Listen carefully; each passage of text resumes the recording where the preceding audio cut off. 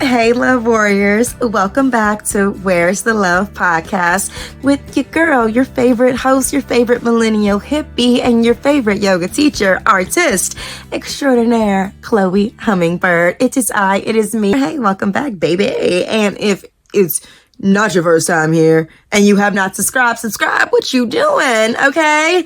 Hit that follow button and subscribe on Spotify, YouTube, and Apple, okay? Wherever you get your podcast. This is episode 4. They say that the average podcast are 7 episodes. So we are almost there. My goal is to be 10 podcasts. And then after that, I should be getting the hang of this thing, right?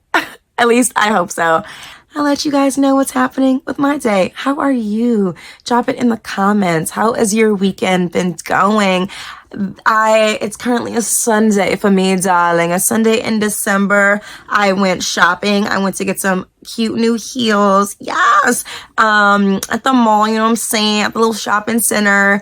For a cute Christmas party that I'm going to be at next month. It's a corporate Christmas party, but still, the heels are nice and 6-inch skinny heel, and I'll be able to use those for modeling auditions, other events. Like, they're like enough to be a little bit demure, but also poppin'. Like, I love these heels. There's something that I've been looking for a minute. I tried on so many shoes. I was literally in there an hour. It didn't even feel like it. I tried on like 5 different pairs of like black flats and black heels and just finding the one for me. I'm like, do I like a kitten heel? No. Do I like those little pointy heels? Like, no. I like a more rounded heel or like a point with a round, like something a little square front. I hate that like boing, that little point. It just feels dated to me. Not my personal style. Okay. And I also got some gifts for my boyfriend. Shh. He doesn't know it yet. I've been kind of downplaying it. He's like, I gotta get you a gift. I'm like, no, I don't want gifts. Let's not do gifts. We totally are. We're doing gifts. We're doing gifts. And yesterday, as you can see, but I'm wearing it today too, we did our Christmas photos, our holiday photos with our dog. At first, I was like, let's just take these photos. Let's email it to people. I'll put it in my newsletter and let's put it on social media and we'll text it to people. He's like, no, we're getting prints. I was like, okay, I guess we're getting prints too. So it was super cutesy. I'm super excited to just do all these little homey things with my family. Let's get to some announcements. The new season of Bridgerton premieres next month, honey, and I will be reviewing it. Okay, so stay tuned for that. It premieres in 2 parts. January 29th, 2026 is the first part, and the second part is February 26th, 2026. So 2/26/26 is the second part, and it focused on one of my personal favorite character, Benedict, the middle child who has light on his hands. He's just floats in through life as the Auntie's very light and airy and isn't really looking for love. He's just having fun. So I hope to see him dive into something more. I think he was with a certain character last season. So I would love to see maybe more of that with her or even someone else that piques his fancy, darling. We'll also be seeing the beautiful, gorgeous Simone Ashley and everybody's husband, Jonathan Bailey. The gals love him. The gays love him. The guys love him, darling. I actually don't like Jonathan Bailey's character, Anthony. I actually can't stand Anthony. I felt like he lacked accountability in a lot of ways and didn't stand up for things in a lot of ways and play with people's emotions in a lot of ways. But to his credit, we all live, we all learn. And I think his character wasn't even good enough for Simone Ashley, if I'm being frank, okay? But stay tuned into that and all the other tea that I gotta spill about Bridgerton. If you haven't already, now's your time to binge watch because we won't be recapping the other seasons briefly by me. I mean me and potentially my cousin V if she comes back on here. She does not watch Bridgerton, but I'm trying to force her to watch it with me to recap it with us. Let me know in the comments if you love her here, if you love more of my commentary, if you want to see even more interviews. Speaking of interviews, next month after season 5 ends, as a reminder, my friend Bayan Bashir, she is coming on and she is the stunt double for not only Nancy, also 11, aka Jane. So if you want to hear about the backstage tea, production, how stunt working works, how to get into stunt work, and just everything you want to know about Stranger Things, stay tuned for that for sure. Love is Blind announcements. Alexa and Brennan from Love is Blind season 3 have officially called it quits. Brennan is the one who filed for divorce a year after having their 1-year-old daughter. They got married in 2021 and had their daughter in 2024. I can't believe it's been 4 years already. It's like literally crazy how time flies. Not to say I was watching Love is Blind in real time or anything. I'm pretty sure I binge watched all of the seasons of Love is Blind USA this year. My mom died. I cried. I had a lot of time on my hands. And hey, this is called Where's the Love for a reason, friends. It's not because I'm just a yoga teacher. It's because I spent way too many days watching reality TV shows this year. I'm slightly ashamed to admit. But hey, frivolous joy is a part of life. So let me be happy. He filed for divorce citing conflict of personalities, and all I have to say to this is I am shocked it didn't happen sooner. I could tell that Alexa was a piece of work. Having a child can really exacerbate all the things that have been left in that Pandora's box. And having a kid can sort of help unleash all those things. But at the very end of the box, as we know, is hope. So I hope that they can find the best way to co-parent. And really all I've seen on Brendan's end is somebody who's tried to step up for his family, who's tried to lend a hand and sort of waver to the things that she wants in order to make her and her family happy. I think she comes from a little bit more wealth, and it's probably, there's some speculation online of her being the breadwinner in the family and not really wanting to further support him. Somebody's also thinking that I heard he potentially has a gambling problem. That's neither here nor there. That's all speculation at this point. With the facts that we do know and what my intuition tells me, I gotta say that Brendan tried his best to communicate and was potentially just at a wit's end with everything, and maybe didn't want to be married to a Zionist. I'm just saying. But that is enough of Love is Blind tea for now. We got some Love Island tea, honey. First of all, I went shopping today, like I said, but not only for shoes. I am using setting spray for the first time. I got the setting spray that Jessie Woo influenced me to have on her YouTube channel. I usually use setting powders, but I feel like they age me and like mute the actual makeup that I'm wearing and sit weird in like the natural lines of my face. So this setting spray is like awesome. I feel like I can move and crease my face in a way that like the makeup isn't caking in a way. Maybe there's some setting powders out there. I've only tried like 2 in my life that have been for me personally, not from like a makeup artist putting my makeup on. But you know, maybe there's a powder out there for me that works. For now, I am loving the setting spray, but I just realized I didn't check if there's like any aluminum in that, like clogging my pores, giving me like cancer or something. I should totally double check the bottle.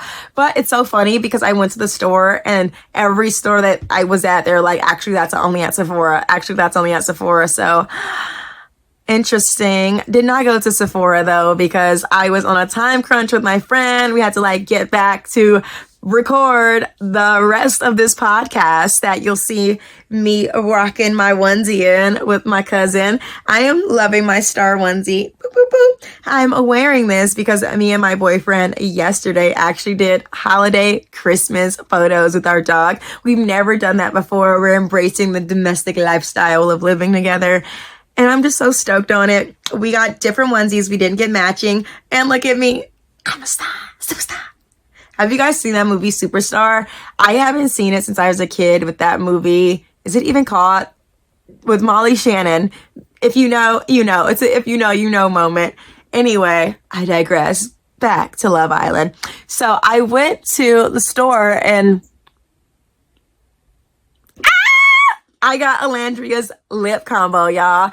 The 3 parts. I am new to lining my lips and I love it. If you didn't catch, but of course we caught it. If you know, you know. Landry, girl, she did her 12-minute makeup combo, like for her whole face, but her lip combo was like the moment we've all been waiting for. She uses a darker shade on the top and a lighter shade on the bottom because she has naturally two-tone lips. She has naturally darker upper lip and a naturally lighter bottom lip. I was not sure if her lip combo would look good on me because she's just like a naturally darker complexion than me, but the makeup she used goes on really light and I love the lip liner. I feel like I have a natural line like in my lips anyway, so I just sort of followed that.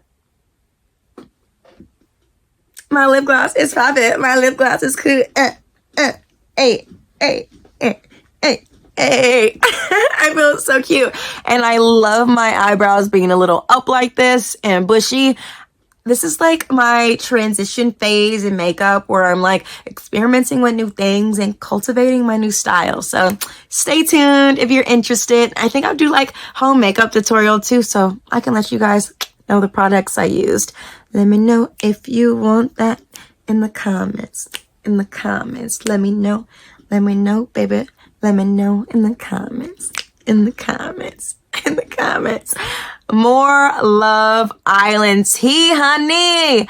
Hannah got a man. He seems like a really nice guy. They went traveling together for his birthday. And he's just been popping up with their like Disneyland trips. He has a nice big arm. So Hannah was saying that she didn't like some of the guys in the villa because their values weren't in line with her. So we're just hoping this is a nice, liberal, kind-hearted, empathetic man for our sweetie pie Hannah, who is just the embodiment of girls just want to have fun in the villa. You know what I mean? So if she's happy, we happy for her, period. But I feel like with Brennan and Alexa, I feel like that relationship was only going to work if he bent and just kept bending and acquiescing to her desires. That's how that relationship was going to work, because I didn't feel much leeway for communication there. There was some rigidness. On Friday, December 12th, Shelly went on Page 6 radio and revealed to us all that her and Ace broke up. She stated that the circumstances of the breakup were not important, but they are on a good page together and that the breakup was mutual. I don't believe it. I think that Shelly broke up with him, and I just want to say I was right, okay? I said it at the last episode. I was like, none of these couples are going to be together by December. Clark it, okay? Oh, forgot about them. I'm saying Clark it. I forgot about Clark and Taylor. I was about to say the only couples that are still together are Alandria and Nick. But I think Clark or Taylor are still together. It's really interesting. And I feel like we're going to get that soon. Or maybe it won't be a big announcement. Maybe it'll just be like a breakup that we hear 8 months from now. But they'll be like, yeah, no, we've fucking been breaking up from a while, guys. Like, I don't know.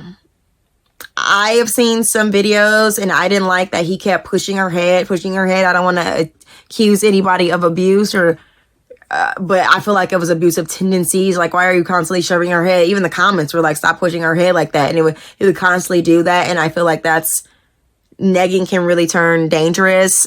We know one of the number one killers of women are their domestic partners, or like a man that they literally know in their life. So with that being said, statistically speaking, that, of course, rubbed the masses the wrong way when we saw that. And it's months later, and that's still in my psyche. That's still in, like, my social zeitgeist as it relates to Taylor and Clark, unfortunately. So, Taylor just leaves a little bit of a nasty taste in my mouth.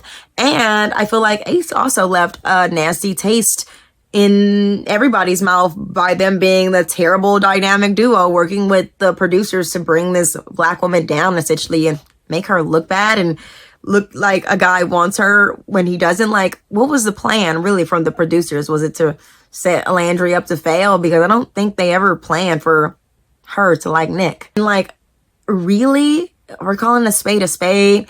that speedy interview Ace did was just the end of the fun, as Blue Centric said on her YouTube channel. And it really just put a dark cloud over everything, with him stating that Alandria and Nick's relationship wasn't real, and while simultaneously revealing that it wasn't really real with Taylor and Alandria either, because he was helping set Alandria up with the producers. So it can only beg the question to ask, did Shelly know about this?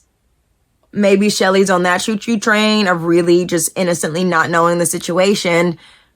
But the fact that Ace threw Alandria and Nick under the bus so cavalierly, and there was no statement made by Shelly whatsoever, I get this sense of not wanting to throw your man on the bus and make him look bad. But he was revealing that he threw your best friend in the villa, Alandria, your homegirl, under the bus, a person that's been victimized as much or maybe even a little bit more than you.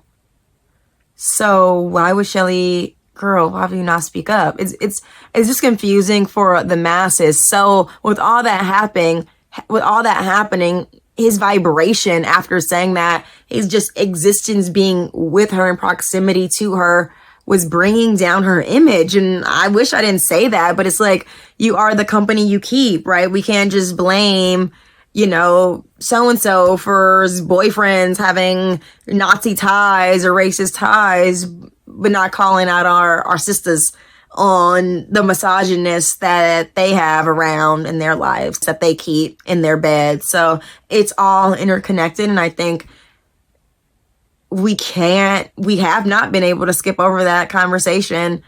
And I honestly think if Shelly would have ended things with Ace sooner, or perhaps not even gotten with Ace at all, her reputation, not necessarily her career, but maybe both simultaneously, would be in a better place. Not to say the girl is not thriving, hunty, but I think moving forward, I think she'll be in a much better place, an insightful place, a place where we could really take her in and support her in maybe some ways people are holding back, I would love to see, if it was any of these people, I would really love to see Shelly have a reality show, because I just feel like she would just be so fun, just have a ball. And I honestly want to see Shelly as like the next Bachelorette or like something like that. I could just see her being like this like solo person. But she has revealed in a podcast that she is not interested in like being a contestant on a dating show or doing Love Island again, but she would be interested in hosting it like she's been hosting on the red carpet, honey. Another reason I think they broke up is because Ace is 22 and I believe Shelly's like about 27 years old. So early 20s, late 20s, very different phases of life. And this is his first girlfriend ever. As we saw, he can be really egotistical, a little bit selfish. And if you ask me, if I was Shelly, I would have never gotten over that Huda thing, because I didn't feel like he ever fully apologized in a way that I think was straightforward on camera. I think it was like a lot of but this, but Chris and that. But yeah, I think he took some accountability for it for sure. But the fact that I got there in the first place and right after he sat right next to Shelly is just this challenge, smiling on his face. It's like, don't ever put me in a position to make me feel like I'm a fool. And if I let you know that I'm upset or hurt my feelings, if you just act and chill like it's nothing in front of all these people, I feel like you playing me. So don't treat me like a fool. What's going up what's up with this you and shoulda thing? You know what I'm saying? So that just never sat right with me, and I feel like it never fully sat right with your girl Shelly. I think she's hearing the tea on TikTok and she's listening to the streets talk, and I don't even know if he wants kids. If he does, I'm sure he's not ready for them. But it is ironic that this news of them breaking up does come after, like, only a few weeks after this grand St. Lucia trip where he does this girlfriend proposal. So I don't know. Maybe it's what they say. Nobody says this. But maybe it's the bigger the girlfriend proposal, the shorter the relationship. That means Clark and Taylor are just around the corner. By the way, got my man a watch. As of now, TJ and Iris are still together. Hannah and her new man are still together. Alandria and Nick are still together. And I guess Taylor and Clark are still together. No shade to Clark. All shade to Taylor. Clark it. Final announcement in the entertainment news world. Netflix is acquiring Warner Brothers for an estimated $85 billion. This is unprecedented. Netflix is a company that came out some 20 odd years ago as like a DVD service that you can like rent, like, you know, your local Blockbuster, and send it in when you're ready, or at the time they tell you to be ready, and you can always extend your time, etc. But they developed more from that. If you were there at the time, you know, Netflix went from a small company and they started acquiring licensing deals of sorts with other entertainment companies and with other production companies, and putting movies and TV shows that are near and dear to our hearts on their platform. And then they developed to creating, you know, Netflix studios with their own TV shows and films that are also near and dear to our hearts. And somehow this small company that just rose up 20 years ago is able to acquire giants like HBO and Warner Brothers.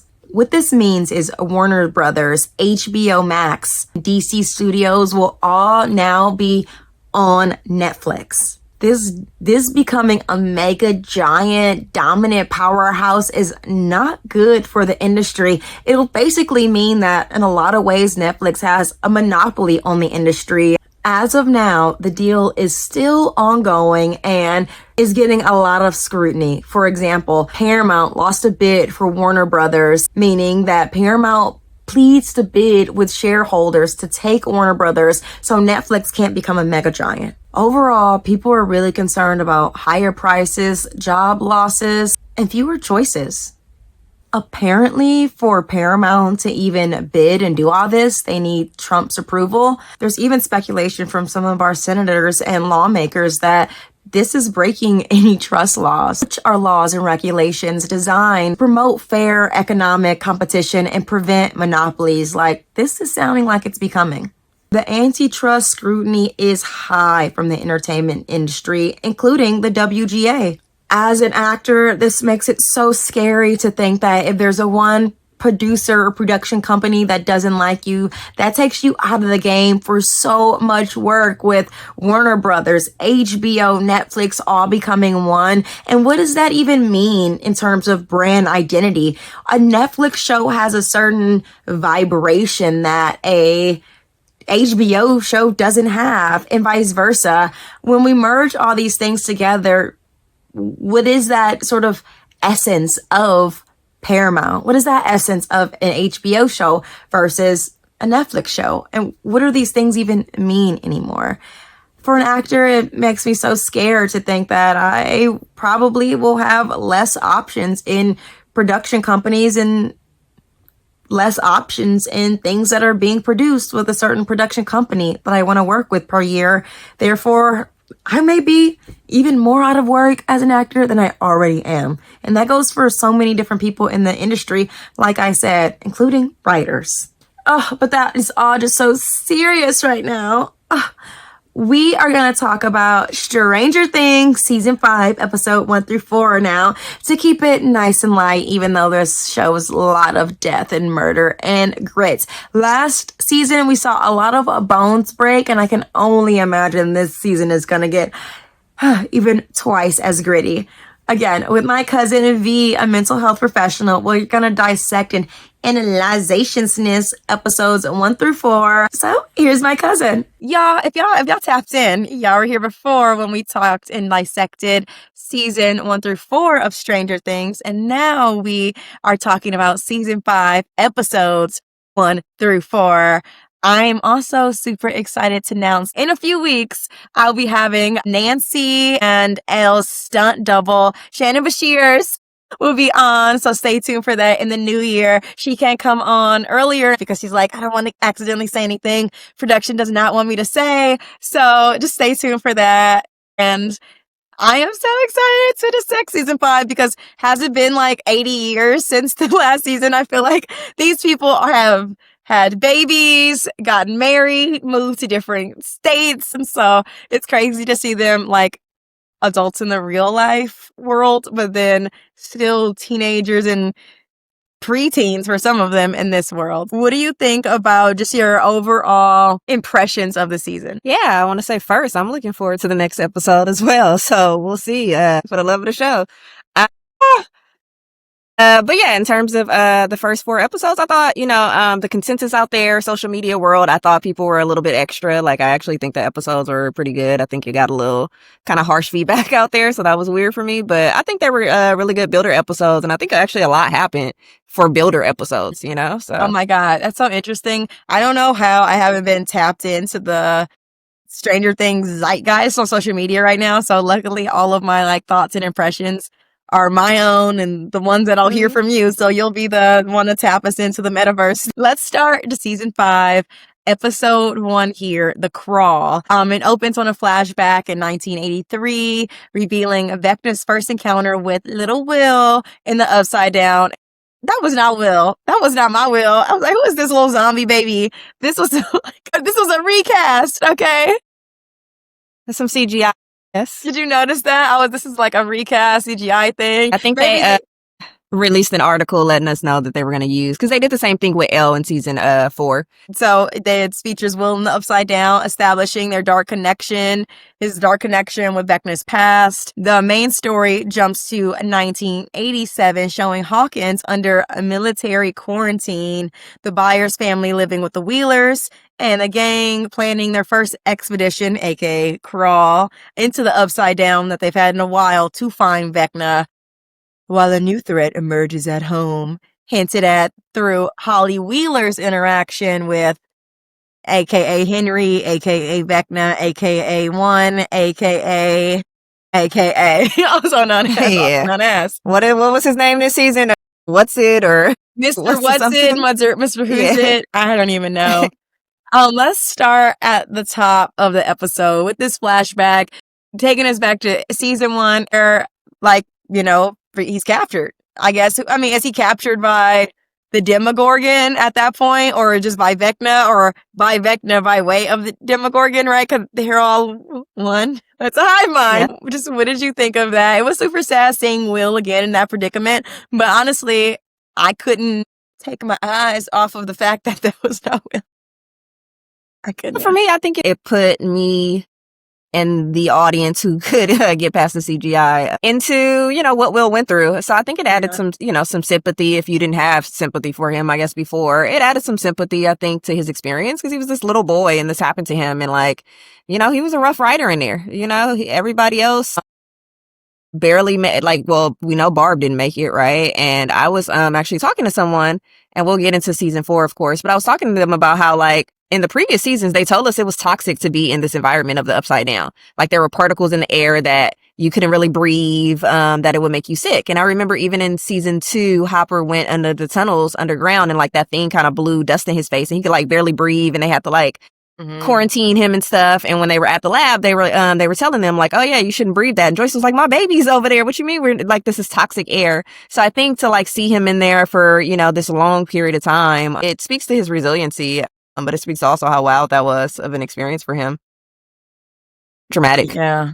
Our dear season 4 ends with Max in a coma and a huge earthquake going through Hawkins, and houses getting sucked into the ground, decimated. Apparently people died, many injured. Some people moved out of Hawkins before the quarantine happened, before you weren't allowed to leave at all. So thankfully those people got out before they weren't able to get out. And we see also at the end of season 3, Jonathan, our homie pizza boy guy, 11, Mike, and Will, I think that's our crew, seeing them all go back to Hawkins, and witnessing the disarray and everybody being newly refugeed. We see Dustin talking to Eddie's uncle about what happened, and that scene is one of the best scenes in the series, if you ask me. Oh, I love that. It still gets me every time. I tear up. And I think I tear up because it goes back to everything we said last time you were here. Just talking about how pure we knew Eddie to be in the few scenes that we gotten him in. And that his uncle was advocating that for him when he was talking to Nancy, like, no, he looks all hard and all this, but no, he wouldn't actually hurt to fly. To just see the uncle cry and not even knowing the full story without needing to know the full story. Dustin saying to him, like, he helped people. He got hurt trying to help people. He went out a hero, and the uncle just believing and seeing that grown man just cry because he knows the goodness of his nephew gets me every time. I love that scene. But that brings us into where we are now, seeing like Hawkins. The patrols are going through the streets. They have the military in town. Everybody's like having to be conducted health checks. So I wonder why, because it's upside down, go back, side, forth. Is it even like, is that even how it happens? We can't actually like, it's like a metaverse, right? We have to get to the upside down through portals. It's not like actually we dig a hole until we get to the upside down, right? Right. We need a portal. Yes. So I was just thinking like everybody has to go through all these like health checks because like, what if all that dust that you mentioned that Hopper got sucked into his lungs, got into the air, but that's not the case. So they are conducting health checks. I guess the military doesn't even fucking know what the fuck is happening, to be honest, because what was happening in and it seems like is separate from the military, right? Yeah, it seems like season 5 actually forgot about the particles in the air. From what I could see, it's almost like the writers forgot they said that. So I don't know what the health checks were about, but yeah, I think leaving season 4 to season 5, what was shocking to me is that only like, what was it, like 22 people died or something like that? The earth split. I'm surprised only 20 people died. I know it's a small town, so maybe they didn't want to kill off more, but it seemed like at least 40 or 50 people would have died. I mean, how many world population Hawkins? I'm gonna look it up. But yeah, I don't know. It's a small town in Indiana, but that was one of the biggest shockers, was the body count was so low. Vecna could kill 20 people, you know, like the whole splitting should According to the internets, Hawkins, Indiana is a fictional town from our dear Stranger Things. It's not a real place, we know. So it doesn't have an actual census population yet. But within the show, it depicts a small Midwestern town which estimates a range of 10,000 to 30,000 residents. So that's what I'm saying. They could have killed at least 50 people. I was a little disappointed with the death toll. So in terms of it being realistic, like, yeah, maybe more people should have died. I'm not even like, I'm not just. Was it at night? Maybe people at their house, but I saw houses. No, it went into the houses. It split. Like, it didn't just like choose the streets. Collapsing into the ground. Like, was people not home? Like, I mean, they got to get some good health out there. They lived. It isn't, unless you were on vacation, you were at risk because like you didn't get to choose where it split. You know, like it just split randomly. So anyway, that's just a side note that I wanted to publicly acknowledge. But I don't like all these military going through town. Like, it just feels funky, feels weird. And like that literally leads us into Rockin' Robin because they're having to speak in code in this like pre-cell phone land, sucks, pre-Wi-Fi land where they can't necessarily talk over the walkie-talkies because that's like an open network where anybody can kind of tap into. So they're forced to speak in code over her. If she lived today, she'd be a podcaster, but she is a radio host, and I feel like that is so in tune with her. Are you clear on what's exactly happening? Like, how does she get this building? Is she being paid for this radio station? Does Nancy work? Do they have like a radio station newspaper situation? Does Nancy work there too? Like, what is happening? Yeah, from what they told us, Nancy is the manager of there. It's unclear in a post-apocalyptic world if they're being paid for this or if they're just doing it. Yeah. But clearly, they did tell us that Nancy is the manager, which means she manages Steve and Robin here. So that's kind of the rundown of Steve what kind of seems like the PA guy, assistant. Yeah. Yeah. So what we know is it's been like 500 days. I think some fans who watched kind of missed out on that note. That's kind of, I think, an important detail. Yeah, it's over a year. It's crazy. Yeah, so heading towards 2 years almost. So yeah, that's an important detail that I think. But yeah, they're working there for free or volunteering. Maybe I could see them volunteering just because this is the way in which they've been able to pass these coded messages to each other. So, I mean, it could be that. I don't know if it was necessarily like a passion project of Robin's, but more so like a means to an ends, save the world, and media is part of it. Communication. I could see this being a job posting, or I could see them volunteering for this just because they realized how useful it would be to them if they were all split up and kind of on their own, not individual missions, but we're just like dividing and conquering, and we need a way of communicating. So I'm so proud of Robin for whatever reasoning it is. She is diving into really who she is. And I have so much respect for that, besides the, stuff with Will that we'll get into later. But just in terms of her having this word vomit, this like borderline or diagnosed ADHD, which she uses to her benefit. She's like, I'm a yappity yappity yapper. Let me just yap and be an asset to my team. Like the gift of gab is a skill, and she's really bringing that as an asset for everybody to understand and it's such a clever way that I don't really think any other character could truly do in the same way. I feel like if Dustin did it, it would be so like above everybody's heads that everybody wouldn't understand. I was like, what are these fucking codes? Like, I don't get these references, but like getting it to Diana Ross or whoever they put on, was just like, it was Robin-esque. She's smart, but she's smart in a very clear way that makes it easy for many people to digest, which is a skill within itself. Mm-hmm. Yeah. Let's talk about the Byers, Wheelers family dynamic.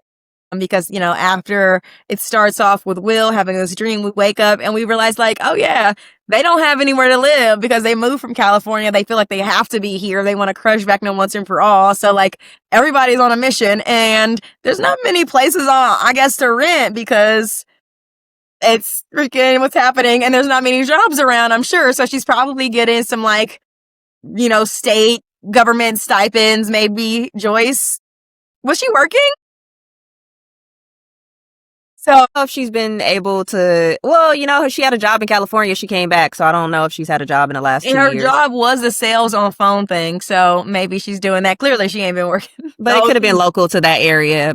Either way, I mean, I thought that was a cool thing. I wasn't expecting to see that. Look, absolutely loved it. From Mike's perspective, being able to live with his friends, I think is awesome. It was kind of cool just seeing everybody in one household. I think that was really a cool moment. I think it goes back to what we were talking about of how sweet Mrs. Wheeler is, like, allowing that to happen. Obviously, we can tell this is not a Mr. Wheeler idea. He's basically like, when are these motherfuckers going to get out of my house? And I just think that's so sweet. Of course she would, She probably offered the first sign of joy. She's probably like, no questions asked, stay with us. Yeah, I just assumed that they would be like in Hopper's house or something like that, But I think with Hopper kind of being on the run with, maybe that changes the dynamics a little bit. Also, like Hopper and Elle use tunnels, and I don't know if that leads back to the old cabin, so maybe they didn't want anyone living there just to keep everything low key. But either way, like I said, it was a surprise, and I love it. It gave off like a little Brady Bunch kind of thing, and we just all ignore Ted as we should. I do love that. It's so cute. And I never really liked Joyce's house anyway, to be honest. Something about the way it was shaped and the color of the walls. It was just like, I mean, obviously, Joyce's house is actually pretty big, so she probably could have fit everybody. I said Joyce's house is pretty big, so she could have probably fit, not as big as the Wheeler's house, but yeah. Luckily, they have a basement, so a lot of people were able to like sleep down there and like, hide 11. Yeah. I think some of the things like when people were like, Mike's parents are like neglectful, like they hid a kid for like a whole week in the basement, and that's valid. Like, I never fight that, he has a level of neglect in his family, but to be real, one, it is the 80s, and then one, it's the 80s, and that doesn't make it okay. I'm just saying, compared to the crew, they were probably just as attentive, but also, like, I just don't think they go downstairs a lot. I think they, like, yell at Mike to come up from the doorway, and they're like, breakfast, and then they don't go down there very often. They don't know what's happening down there. Yeah. They do not know what's happened down there at all. I love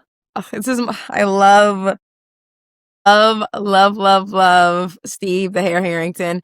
He gave me one of the funniest lines in the whole series. I'm like, my face hurts. I'm smiling just thinking about it. It's probably not even going to be as funny saying it.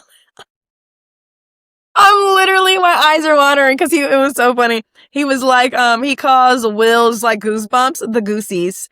dead. I'm dead. I'm literally crying. That's how funny that is to me. When you said that on TV, I was like, it's funny because it's something that I would say. And he was like, oh, you got your goosies? And then Jonathan got like offended. Goosies? I'm like, no, Jonathan, that was actually the appropriate thing to say. It was so funny. That's what they are, you know, the willies, you know, the little goosies. The crawl. Do you like that they call it the crawl? Do we like that title? The episode, or do we like that that's what they call the action of That- them going into the... Exactly, upside like the crawl. We gotta crawl tonight. Is that the best we could have did creatively? Like, who came up with that? Did we think Mike and Dustin came up with that? Possibly. Yeah. I mean, our little ones, now big ones, tend to Our little big come ones. up with the names. Yeah, they tend to come up with the names, so they probably did name it the crawl. I'm okay with it, but I agree there probably could have been better names. But I'm actually okay that they gave it a name, though. I think that's important for their like coding and stuff like that, to have like a name for it so that they can, you know, communicate. Holly Wheeler getting kidnapped. It's sad. First of all, are we supposed to assume that every child who sees an imaginary friend is like literally some kind of like evil sort force after them? It's rewriting what I think an imaginary friend is, and that's scary. First point. Second point, I never cared about this girl until now. Now I really care about her. Like, if anything happened to her on prior seasons, I feel like I would have cared because, oh, kid, forced to care, but I think the ways in which they made people care about her is through characters you love. You saw that they did the scenes where Mike talks to her about her imaginary friend, and it's like, okay, like, oh, that's a sweet little brother-sister moment. We don't want anything to happen to Mike's sister. Oh, that's Nancy's sister, Mrs. Wheeler's daughter. Like, they kind of connected everybody you care about to Holly to make you care about her. But I think this was the reason she existed at all, was just to have this happen in the final season. So, you know, I think go off, Holly. It's awesome that last time we talked about Mrs. Wheeler, we talked about her being a fighter and that they planted that nugget of her, you know, not really believing that she was a fighter. And that they laughed at the thought of like, oh no, Nancy's like, oh yeah, I'm a fighter. I got it from my dad. And they're like, because they both, no, that's not the case. And then we see Mrs. Wheeler fight. If anything, I think she's fought a little too much. I'm like, I think that's enough, girl. We can run now. You got him, run. Like, it was like one stab too many. What, you trying to get him to the ground? She was like, no, we fighting to the death, bitch. And one of us is gonna go. And I respect that. But I did want to grab Holly at one point and like, you know, stop stabbing and just run on the front door. I don't know if the Demogorgon was going to chase them down the street with the witnesses. I don't know what the freaking motive They had no reason to think that the monster was going to stop chasing us at the front door. So, I mean, that's true. I would just run out of the house like, witnesses, more help, something. I don't know. I just respect her fight. Even if I think it should have been a little, maybe a fight and a flight. I respect her fight because, as we saw, Mr. Wheeler didn't get a lick in. He didn't fight at all.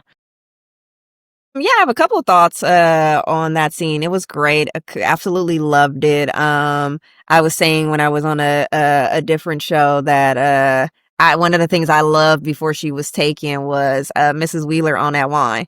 And like when Karen got on that wine, I think when I was talking to somebody, I was like, yeah, you know, she got real ethnic for a second, just for a second. I don't know how close she is to Lucas' mom, but she got real. You saw the possible little color in her because she was drinking and she was talking to Ted. They were arguing over Holly, and she had a moment where she was like, or she was yelling at him, and she did a little dip. She was like, "Do you even know your daughter?" I was like, "Okay, girl." What happened? She was deep in that cup. What happened with Holly? Why were they arguing? Holly got in trouble at school. I think they were basically saying that this has happened a couple of times. Holly was talking to herself at the school, which was her imaginary friend. The mom had to go up to the school again. And then fast forward later on in the episode, the parents are arguing because this isn't the first time that it's kind of happened. So they're arguing, and Holly hears them on the stairs, and Mrs. Wheeler is deep in her cup drinking. And then throughout the episode, you see that she's drinking more. She was actually getting in the bath when Holly was attacked. But I just wanted to shout out that was hilarious, her drinking scene. I love even the idea that the wine bottle was what she used as her attack weapon. I think, one, it represents like middle-class white woman, but also it was just hilarious. But yeah, they did run. It's so funny that you said that. I was like, oh, that classic 80s, woman in her 40s thing where she is just drinking or pilling her emotions as if it's a normal thing to do. It's this every day. It's average. Yeah, and I think somebody said that the writers mentioned like something about like Karen is kind of in a way going through her own grieving process after Billy. And like, it's like, oh, how much does that relate to her drinking, and if she's drinking more post Billy's death? Because although she didn't go through with sleeping with him, which is good because this was a little young kid. Man in town died. It's tragic. He died. I think she had a soft spot for him, whether he was 17, 18, or 19. She had a soft spot for him. And I mean, she can't really like tell her husband why I feel so passionately about this little boy that you don't know, so it's like a pain she kind of has to hold on her own. I mean, that's so awesome. I love that you just said that. That thought didn't even cross my mind. But if I add that to everything else Mrs. Wheeler is facing, we have like one Exhibit A, Billy, in the silent mourning of the town. And, just like, survivor's guilt and by osmosis, seeing things, when the fire happened earlier this year in Pasadena, and I lived in Pasadena, but it happened in Altadena. It was like just devastating and just wanting to help. And I feel that's probably why I'm sure she offered our help or her house. Like, what can I do to help anybody in this crazy time of need? And then, yes, also having people stay in her house while having a child under 10 years old. That's a lot. Wild and married. And still trying to figure out who you are. Yeah, you have to also think it was the mall fire first. If you're an outside observer and you're not in the know, it was like the mall fire first, and that's how Billy and a lot of people die, and then the town splits. So it's a lot. I don't even know if she gets to process her grief about him. I think we talked about in the last episode. I think her story is actually very depressing, and it's really sad. But yeah, you see her kind of drinking, and it's totally on par with her storyline.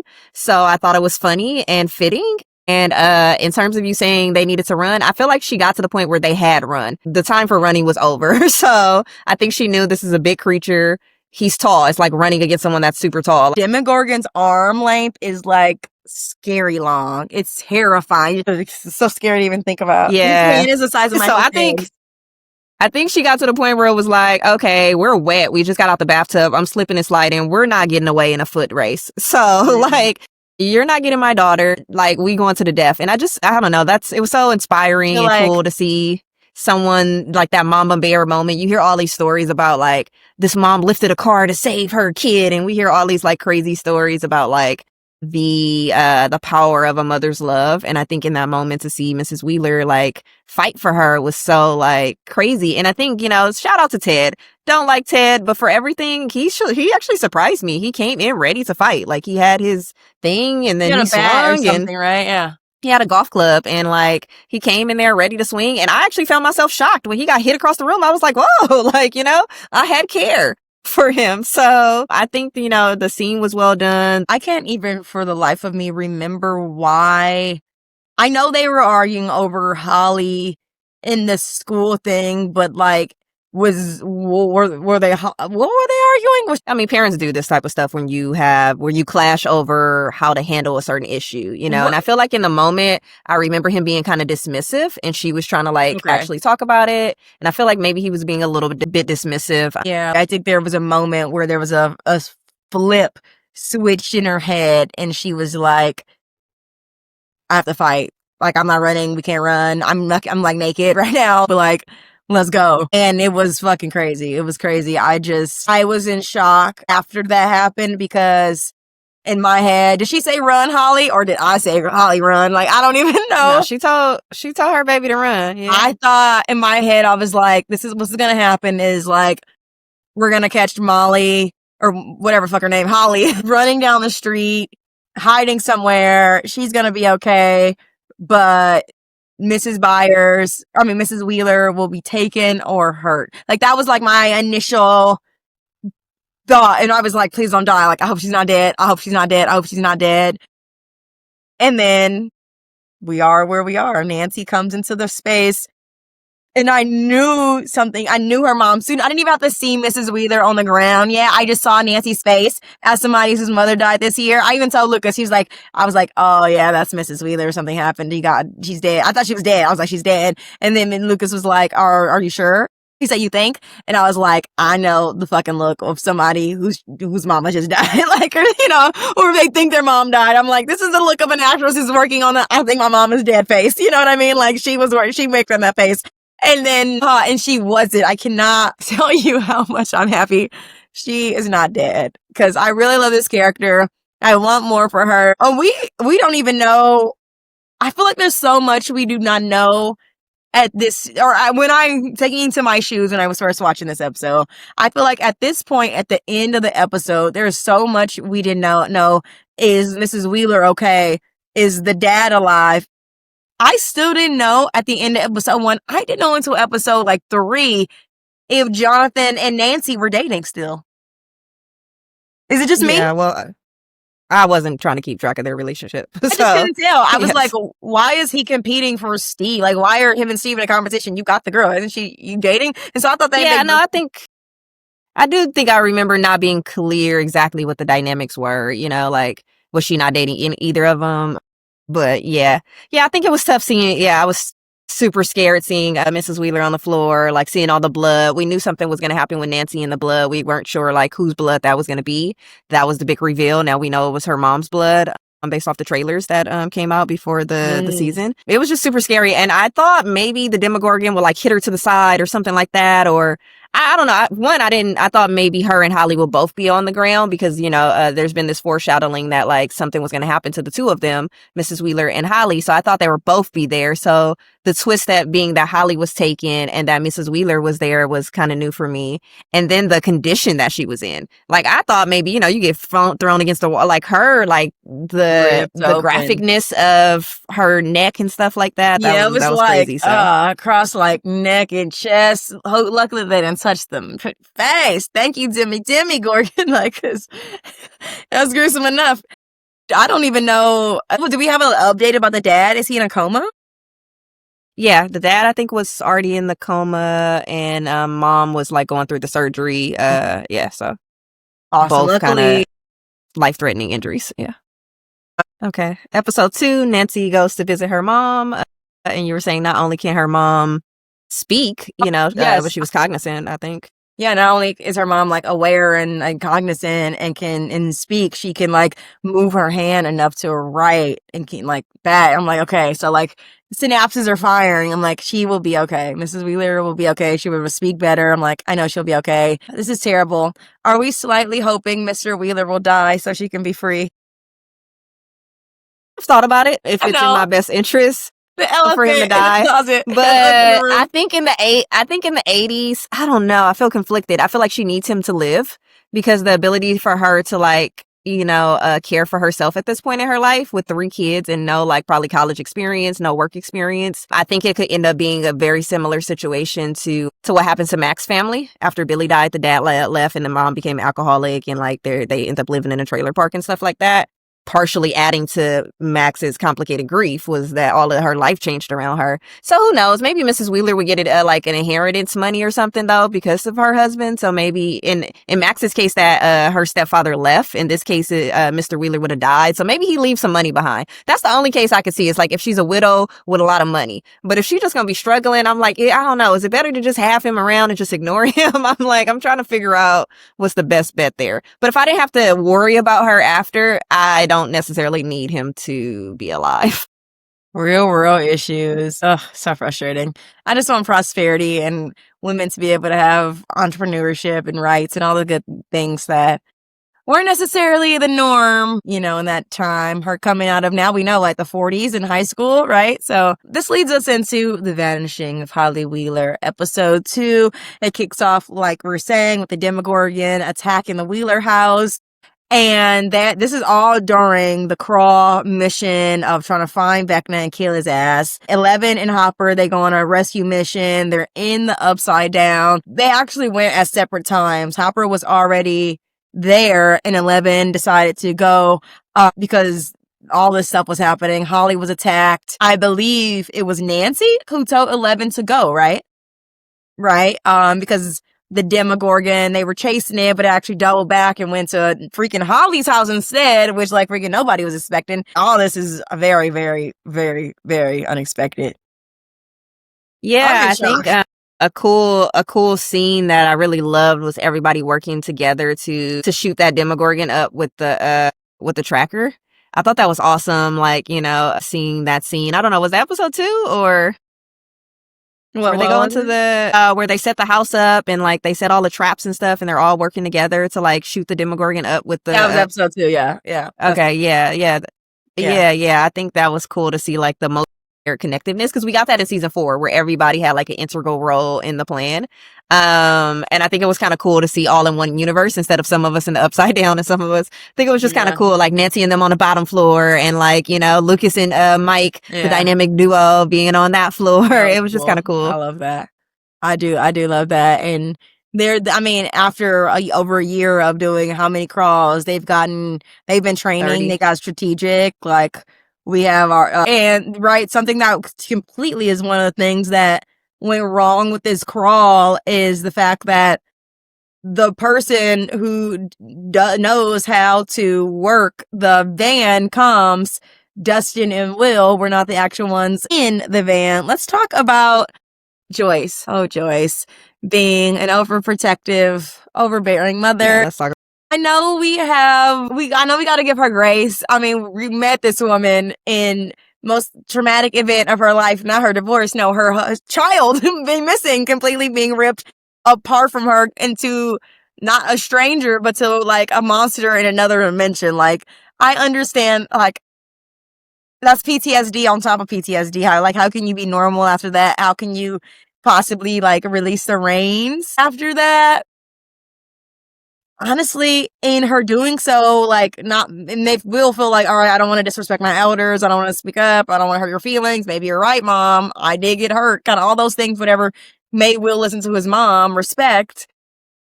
All that shit fucking jeopardized the mission, because Will should have been the one in the band because he knows how to work all that shit. There was no reason why he was in the radio station with Joyce. Like, I feel like we're going to talk about Dustin in a second because Dustin should have been there as much as Will, but it's Dustin's job. Dustin, they clearly let us know that that's Dustin's job. Dustin does it all the time. But Will also knows how to do it. Like, and that's awesome. Will was like, yeah, those backup measures in place. She gets there. She does get there, as we see in episode 3 and 4. But honestly, I feel like she was a huge part of the mission failing. Dustin should have been there, yes, but if he wasn't there, and Joyce was like, you know, going along with as the mission as it should be, Will could have had it. I believe in Will. I definitely believe in Will. For me personally, that's not one of my plights. I think Dustin should have been there. I think that was his job. But I think everybody probably ends up in the same place with Joyce by the time you get through that episode or episode 3, where it's just clear, because after the mission, we have all of this stuff where it's like, clearly we'll have this idea. So that's different. Jonathan was like, I can work it. And actually it was working for a little bit when Jonathan went there. And it kind of made sense. Joyce was like, oh no, well, I want you to stay here. I think at first, to me, I think most audience members would have been like, okay, like if Jonathan can go, fine, you know, type of energy. But I think later on when it became clear, like I think Will was saying like, Mom, I can use my visions as like an antenna. And like, he was like, this is the only plan we have, but she was just so scared to like let him be free and put him at harm that she wasn't willing to let us, like, we were in dire straits at that point. I think to me, that's the difference. With the original crawl, like, no one was really in danger at that time, right? So like Jonathan was like, oh, I think I know how to do it. Like the stakes were a lot lower. If we just all kind of keep it cool, we should be okay. Point where she kind of denies him that annoyed me was when like, okay, Hopper's lost now. Like, things are really serious right now. Holly's been taken, and you're still trying to bubble wrap Will. I think that's when you can kind of see her trauma response coming up. And I think this was a good season to remind us that Joyce has been traumatized, because I think throughout all the seasons, we're just all tuned into like that she's a mother bear and that, you know, she loves her kid and she's just being overprotective like a mother would. But I think people don't often like, oh, I am. Some people may lose track of the fact that like she is having like a trauma response, you know? It's not that she's being just protective, right? Because some elements of this is being protective. Lost Hopper because too Vecna, year. yeah, Vecna, Yeah, Vecna still exists. We haven't stopped him and stuff like that. So like when you think about it, like some of her movements are within frame, which I think which makes it hard to kind of see where her trauma shows up. But these are moments where you can like really see like, no, she's been through a lot. And yes, I definitely have talked to people about like her trauma also extends to like she lost Bob, she lost Hopper for a little bit, she lost Hopper twice in a sense, you know. So anyway, I just think it came up a lot. It doesn't mean she's a bad person. I just think she's like flawed like the rest of it. She's traumatized like a lot of the characters are. I think like this we can just really chalk this failed mission, failed crawl up to human error. No, I think she is not a bad person. She's traumatized, but we can say this. She's a little bit hypocritical. Because she was like, like even Hopper had to call her out on that. It's like, okay, but yeah, for my kid, you saying that she should do XYZ, but for your kid, like he can't even step outside, or you're scared get a Band-Aid, you know, like, but you're telling she was like, well, yeah, look at 11. She's ready, you know, she's trained for this, she's ready. But she's still a child, you know, nonetheless of what your resources are. And it's like, yeah, it's not your child though. So, you know, and it's a little bit hypocritical, but she comes around. I just want to make that point. Yeah. In the ether as no, and it's fine. Yeah, no, it's fine. I think that Joyce criticism is okay to have. I think what we're seeing, people are just so weird. I think what's we're seeing here is like, happening? Okay, this is a good moment. Tell us what's happening on social media zeitgeist. I'm not tapped in. I think what's weird is like with a character like Joyce, she's very beloved. So like any type of criticism can bring up like a lot of defensiveness. And I think it's okay to say that Joyce, made some missteps on this episode. The part that you described can be the misstep. My highlight in it was a misstep later, but either way, she made a lot of mistakes. The fact that she wasn't as tuned into being like to Hopper's concern for his own kids, like you said, that comes off as hypocritical. Like, I think it's okay to criticize your favorite characters. And I think some people have like a hard time with that, right? So there is a demographic that I think wants to defend Joyce on all angles, right? Like they don't want to talk about how Joyce has like, due to socioeconomic status, she, you know, her son is parentified, and Jonathan, you know, like they want to we understand, guys, like pointing out that someone has flaws doesn't mean they have to be a horrible person. Like y'all are so like social media is so like extremes of everything. Like relax. The law of duality. Like it's like, yes. You know what I mean? So now what we're seeing this season is like, okay, now that Joyce like showed more of her flaws and more of her trauma this season, now like she's the worst person ever. Like, relax, people. Like she is traumatized like everybody else. She's a human like everybody else. Yes, she did have a blind spot. Hopper called her out on it just like he should have, and he was like, hey, that's my kid. And she didn't really have much fight against it. Like she was like, oh, well, your kid has powers, which is true. I think any normal person would have been like, yeah, but your kid has powers. And I think it's okay for him to be like, yeah, my kid has powers and I'm still concerned. And that's okay. And like, we can have a conversation like that. And I think that was a healthy conversation by two people that were in a relationship too, you know, like to have that conversation and as parents as well. So I think it was okay. Like, I don't come out of that scene like hating Joyce or anything like that. I think you saw Joyce struggle as a mother in these episodes. What do you think about the overbearing nature of Hopper this season? Like in comparison to Joyce, or in contrast to how Joyce is handling it. Yeah, I think they were very similar. I think they were just mirroring each other in very different ways. I think maybe it can come off a certain kind of way because he's a man. I think it could come off a certain kind of way because Elle has more power, so she has a better ability to protect herself than Will does. So I think that can cause us to perceive it differently. But I think it was very much the same. Like he's lost someone too, just like Joyce has lost someone, right? So they both, like I said, this is like a show full of traumatized people. You know, for him, he's lost people in war. He's lost his daughter at that. So if anybody should be freaking out here, Joyce, it should be off. Yeah, he lost a daughter, right? Joyce has lost Bob. Joyce has lost as well. So I think, you just saw him. I thought it was good. I thought it was good character development for him as well. I think you're seeing like this softer side of Hopper. Like, I think it's easy to forget, but I was really tuned into it after season 4. I was like, whoa. When you saw all those scars and stuff on Hopper was like tortured, like he was tortured and he was gone for a long time. Russian torture. Even she said it was like months he was gone. Like 8 months, right? It was like 8 months. Yeah. Yeah, I think it was 8 months. Like so like for later.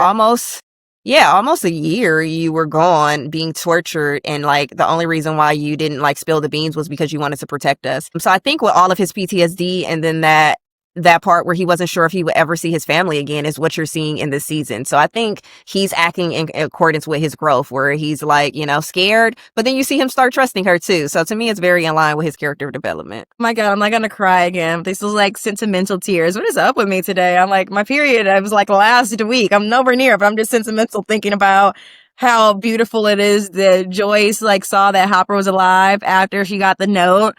And like just did everything she can to go save him. And then when the door opened, it was like slow motion. They came, they hugged each other, and like I'm glad she loved him too. I'm glad she gave him some pussy after staying alive for me, baby. I'm glad y'all together. That's all I'm saying.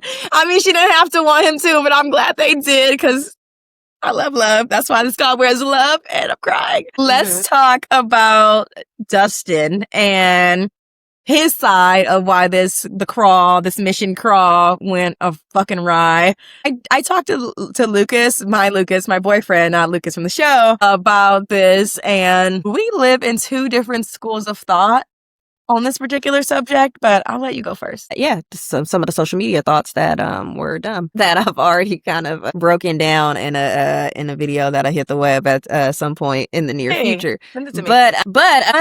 But I didn't get to break it down in this detail. So first here on Where's the Love podcast. So we'll break it down in detail here. But I thought Dustin from the beginning, I didn't realize how big it was going to be until, we saw that the crawl just completely fell apart. But even when he was doing the small stuff, I was like, why is he doing this like of today of all days? Because we got to crawl. So I think overall, like I've said this about Dustin before, we love Dustin, but Dustin tends to be one, a know-it-all, right? We already know that. And then Dustin, we've seen this in the past, but he was, he is still a kid, but he was a younger kid. And we were like, oh, he tends to not take accountability for his actions as well. And I think, for example, if y'all now remember, and he got the baby Demogorgon, everybody was saying, get rid of that thing. That's fine. And he said he did, and he died. We know how with that Dart. So like, shout out to Dart, though. We love you, Dart.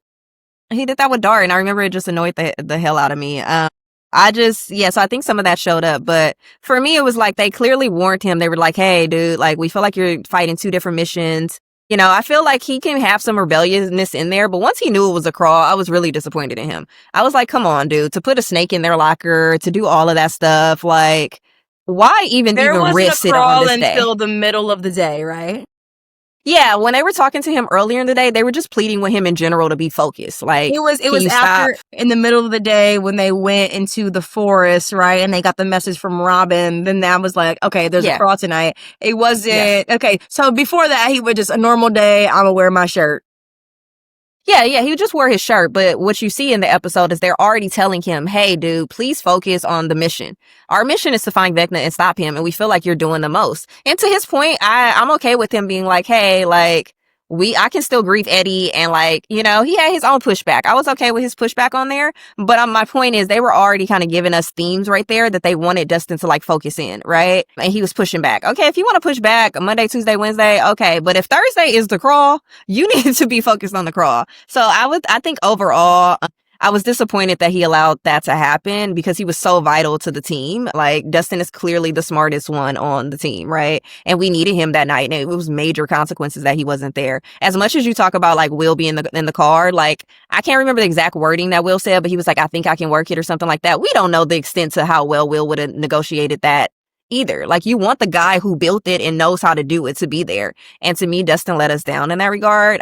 We can talk a little bit about I want to spend some time talking about his interaction with Steve, but I'll let you go and just talk about Dustin in general. I think I am thinking of it in two different schools of thought here. In one regard, there's a sort of like, we have a collective mission to not only save ourselves, the city, but potentially the fucking world here, Earth as we know it, life as we know it.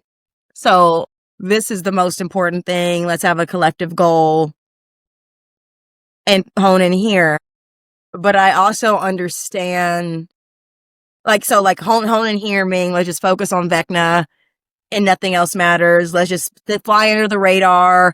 Let's stick to the status quo. Just be as normal as possible. Stick to the status quo. Oh. If you know, you know. And very much that, like, let's stick to the status quo, not raise attention, in line, comply, so we can get to where we need to be in life. I understand that school of thought. I also understand a separate school of thought, and both can exist in a revolutionary space.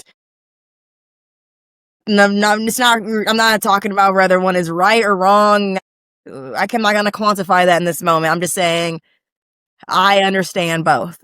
And the other side is when you know that everyone else is wrong, when you know that the Hellfire Club is literally just playing a board game, an interactive theater game with cards and shit. Like, you know, it's just fun, community, storytelling, companionship.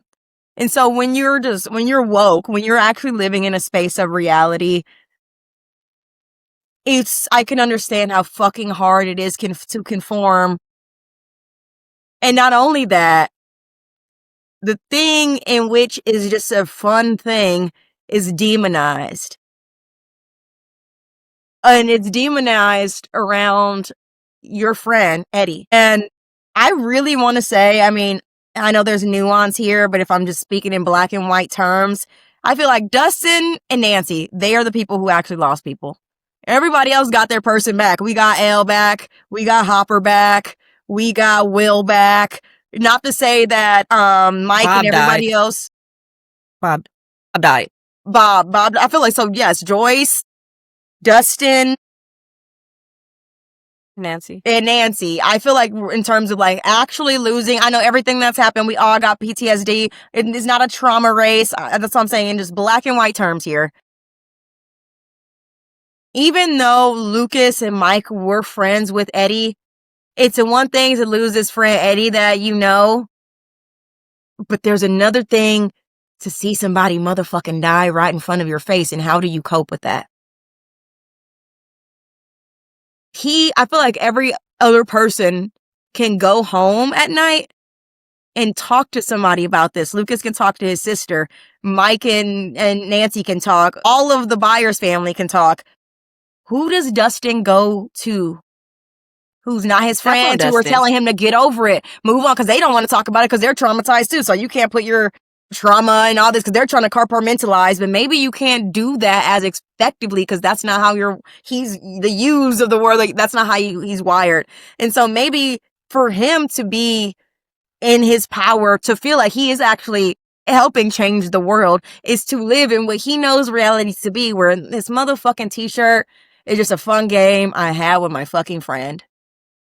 And how not being able to wear the shirt is dishonoring him because it leans into the lie that people are monstrous and bad and all this other crap that they project onto it. So I understand both schools of thought in this. And I'm saying revolutionary on purpose because that's kind of what they are. It's trying to save the world here. So I understand how you're supposed to fly under the radar and kind of comply so we can get the job done. And I also understand, fuck this bullshit, let's fucking rise and let those dumb motherfuckers step up to where we are and let them wake up to where we are. I understand both schools of thought, so I can't condemn Dustin. I can't condemn Dustin, especially knowing that he woke up this morning not knowing we was crawling anywhere, and he also didn't know that he was gonna get jumped. Like, you could plan all this, even though I do agree maybe there's some comply, like, can you do this shit after? But what if there's no after? You know, how long is this gonna go on? What if they're in Hawkins for 5 years, 10 years, really doing, like, and I understand needing to fight the fight while you are able to fight it, because what if we die tomorrow? I know that was a lot of words, but I feel very passionately about this point. There's some schools of thought. I have some thoughts, and it's okay. I think these conversations are really interesting, and ultimately, if we agree to disagree, that's fine. I think more people need to learn how to do that. I think, you know, at least that was a moment shade, ago, y'all. I was She talking about y'all there on social media. That was shade. Yeah. No, the social media, a lot of social media is about the Dustin and Steve scene. So we'll get to that. But in terms of this, what I said before was like, I understand if he wants to do that Monday, Tuesday, Wednesday, Thursday, right? Which means I agree with you. I actually recognize, and I didn't say it initially, but I'll say it since you said it. A lot of what you're seeing is him grieving. And I think you're right. You brought up a great point. It's like he's grieving someone he had to see die. I think these kids are all, like you said, traumatized. You got to remember that many of them did see Billy die in front of them. So at this point, they've all kind of witnessed murder of a certain sort. But I think it was just Eddie and him. He saw Eddie's last moments. That is a different type of trauma. Mike was really close to Eddie too. I think Lucas at one point was as well. But yeah, nonetheless, he's grieving. I think what you have to recognize with grieving too is like, I can understand something and still be disappointed in him. I understand he's grieving and I still am disappointed and he wasn't responsible. I think it's actually hard he was kind of selfish when you think about it. And I think when you are depressed and when you're grieving, it's hard to think about anyone else. It just is. And I think in that moment, I think he's like, F it, my friend died. You guys are smearing his name. And he has this rebellious thing in him, like you said. He's like, no, I know the truth. And I actually loved it that the writers actually wrote that in, that he had the shirt on. Just like I love that people kept talking about Barb. Like, like these people matter, We're doing this. Yeah, they matter. Yeah, these people matter. So I totally was fine with them putting that in there. My disappointment with Dustin goes past that. I believe, if I'm remembering this correctly, he puts the snake after we get the message about the crawl. Now you're just being completely selfish and irresponsible. But we ain't at no game. We've seen people die. You're putting people's life at risk. Do I think that when he grabbed the snake, he was thinking, oh, Hopper's going to get lost in the crawl and I'm going to get jumped later? No, but you put us at risk. Now, he's a child. I'm not hating on Dustin. I still love Dustin at heart. But I'm just saying, like, we can criticize Dustin, and still love him. Like, he put us at risk and that was disappointing to me. Like, I'm like, bro, like, I get you're grieving. I get it's tough. But like, why today of all days? And then you saw the consequences. And I think the next scene, I'm a big person. In his defense, one more thought and then I was done with that. He didn't know you never know in life when it's going to go down, but we're at war. They did a million always have to nothing happening. Right, but that's not how war works. You can't as a teenager who's like, we've done this a million times. Yeah. No, I mean, I just think that's how war works too. You can't just say because we had one recon mission that was safe, all of these missions are going to be safe. It's like, no, that's not how war works. That's why I did the caveat as a teenager. He is a teenager, and I think that's okay. But it's also okay for me to be like, yeah, you were selfish, and you didn't think. He didn't think. He didn't use his mind. But I'm also big on like, we all make mistakes. We all make mistakes, but what do you do after your mistakes? And that's what was interesting to me about the Steve and Dustin scene. And that's also what was interesting to me about social media's reaction to the Steve and Dustin scene. So I'm okay. Dustin made a mistake, but I just want to say, like, to me, it's the part after more so. Like, I'm annoyed with what Dustin did, but it's what happened after. But props to Dustin. He didn't get his ass beat. Love how he fought back. Well, he got his ass beat, but love how he fought back against the bullies. I thought that was awesome. Yeah. And then that's what I'm also going to say, took the words out of my mouth. I am like a very huge advocate for standing up to bullies. And although maybe it wasn't at the right day, although maybe it wasn't at the right time, maybe it was selfish timing, the bully came up to him, pushed him against the locker, ripped his fucking shirt. It's my motherfucker. I'm just saying, I'm sure he's got this teen angst. I'm sure he's got testosterone. He's got this trauma. He's probably ready to fuck a motherfucker up. You really gonna rip my probably only Hellfire shirt club, where I probably can't get another one because Hellfire club is over now. It's over. And so I'm like, I understand, like, you were like a victim. I understand wanting to be being victimized and wanting to like. He wanted his revenge. I understand that. Wholeheartedly. So just to give that caveat, but I'm not, I'm kind of living in the middle here. I'm a little bit I can't say I'm Switzerland because I'm also, every time you say something, I'm standing up for Dustin. I'm like, see all sides of the situation, I guess. I see all sides. Yeah. I'm able to see all sides of the situation. I just think this is one of those cases where you'll find it. I'm sure we'll have talks where you'll see me be more in the middle with situations, but this was one of those ones where, like, as much as you love Dustin, to me, if you're still like fighting for Dustin, I feel like that's a little bit of projection because it's clear he made a mistake that jeopardized the mission. It's okay for him I said it was selfish. It's definitely not selfish. you. I didn't mean you. I just meant timing. In general. I think if it was a different timing, maybe it wouldn't have been selfish. Maybe it would have been necessary, but he didn't have to. Oh, yeah. He could have waited until the crawl was over. Why? Because they did that to him before he found out about the crawl. He found out about the crawl, got that snake, and went and rode in there the locker. And then, you know, he decided to stop by the graveyard and stuff. I mean, that's on him. But Yeah, I'm just like... That's when I bring up that he, like, the teenager thing, because I'm like, your prefrontal cortex is not it's a teen fully thing. developed. Yes. I mean, even an adult, full-fledged adult is like, probably it's hard to think about anything else after you got harassed, you were abused. Call it spade a spade. He was abused. He got pushed into locker. His thing was like, so he's probably like, fuck this motherfucker. He's probably like that teenage testosterone. He's hot. And along with what I said with the grief there, and because he is already so angry, he, you know, part of grief is anger. So like he already has this underlying anger at the world because the world is like mischaracterizing Eddie. Then you're bullying me, and they've been bullied for years. So of course, like, you know, enough's enough. Like I said, once again, I have no problem with his anger. I have no problem with him wanting revenge. I have no problem with all of that. My thing is, he did not have to do the snake that day. You literally knew it was a crawl. He was crushing that fight, like you said. You think Hopper been giving him some fighting lessons? Where'd that come from? 500 days. 500 days to train. Oh, wait, I have one more thing to say, just because I know you didn't probably mean it like that, but I gotta just say this in defense of his friends. You mentioned like him seeing Dustin die and like having, you know, one to talk about, and everybody has someone Dustin seeing Eddie die? Yes, Dustin seeing Eddie die, and a lot of people having other people to go to.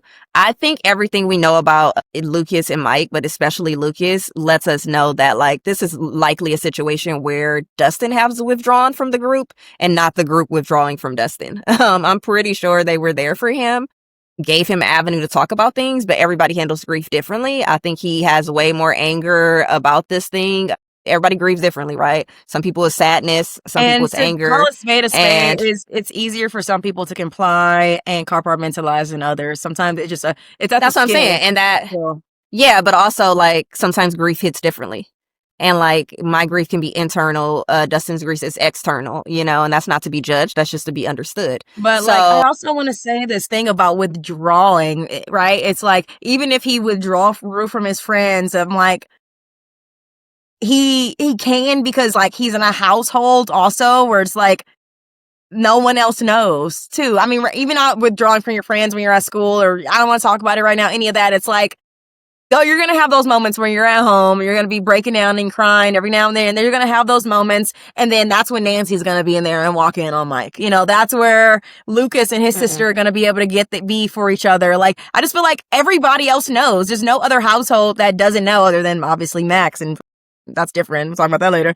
But like no other household Dustin's only household. What you're saying, like, I hear what you're saying. Like, there's another person. You're saying there's another person in the house that you could turn to. This show has continuously shown us, and we'll get to that about the future episodes. But Nancy and Mike continue to have Nancy and Max continue to not have a relationship. Finally, we're getting to see moments this season, but for two people who have been. Nancy and Mike continue to have no relationship despite going through the same journey for 4 to 5 seasons. They continue to have no relationship. Hopefully we get to see more of what we're seeing this season where they have that. But I think to just say Nancy's going to check on Mike, we have no reason to believe that, because she never has.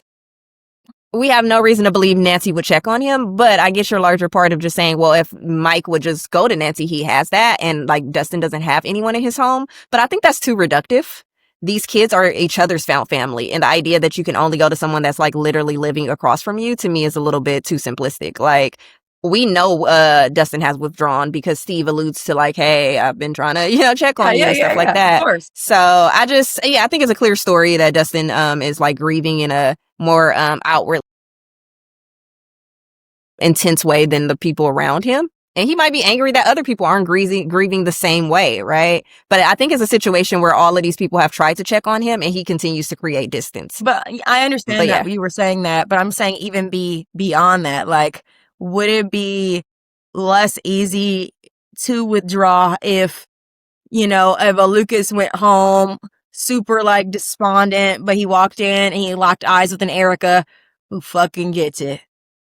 I don't know. I just wonder if it's like, because he's the only one. Maybe this does not apply at all, and it's not relevant. I just wonder, like, just realizing, like, him being, like, I think the only child, and being the only person whose household knows nothing when he goes home. It's like he can't, lean this on anybody, whether he wanted to or would. Like, Michael probably wouldn't give it all to Nancy. But the fact that just another person at home knowing what you're going through, I just could imagine that takes some weight off your shoulders. Yeah, I don't want to say that doesn't play a role. I think there's something to be said about coming home from school and then like your house is silent or your mom's there but she doesn't know and you have to put on a face. So I definitely think so. I think what elevates the story is what is probably Dustin's reality, which is like he probably has his friends saying like, come over to our house, like we can, like let's talk, come here, come there, and Dustin continuing to reject everyone. He's probably continuing to reject all the offers from his friends, to like be with. So I can imagine how that feels. All day you're like distancing yourself from the people who really care for you, and then you go home and then it's silent. So like, and sometimes people do that. They literally push away all their resources and then they go home and they're even lonelier, and it's like the self-sabotaging thing that occurs. But sometimes when you're grieving, you don't want to be happy. So like in some ways, that could be happening with Dustin too, where he's like distancing himself from his friends because he doesn't want to feel happy. He might feel like I need to be upset, I need to be sad, like that's what I need to do in my grief right now.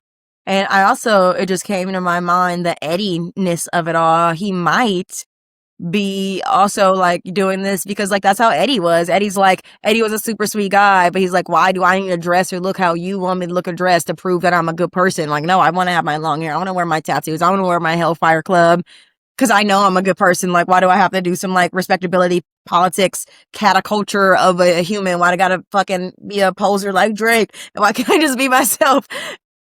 I got a lot of thoughts on the Steve and Dustin. Yes, finally. Yes. I want to get to that. I'm pissed at Steve, but that's all I'll say for now. Go. Yes. I definitely want to talk about this. I think to close off the last conversation, totally with you, in terms of like Dustin standing up for himself and wearing the Hellfire shirt and calling out his friends and being like, hey, we've never been the type to blend in. So I am with you on that. Like, I feel like I completely understood that and have nothing. I don't care if he does that every day of the week. I just thought it was like irresponsible, but he's a teen. Yeah, he's a teen, to do that on the day of the crawl. That was all we were saying. But what happens next is interesting. So the media kind of dialogue out there, there was a huge faction that is upset at Steve.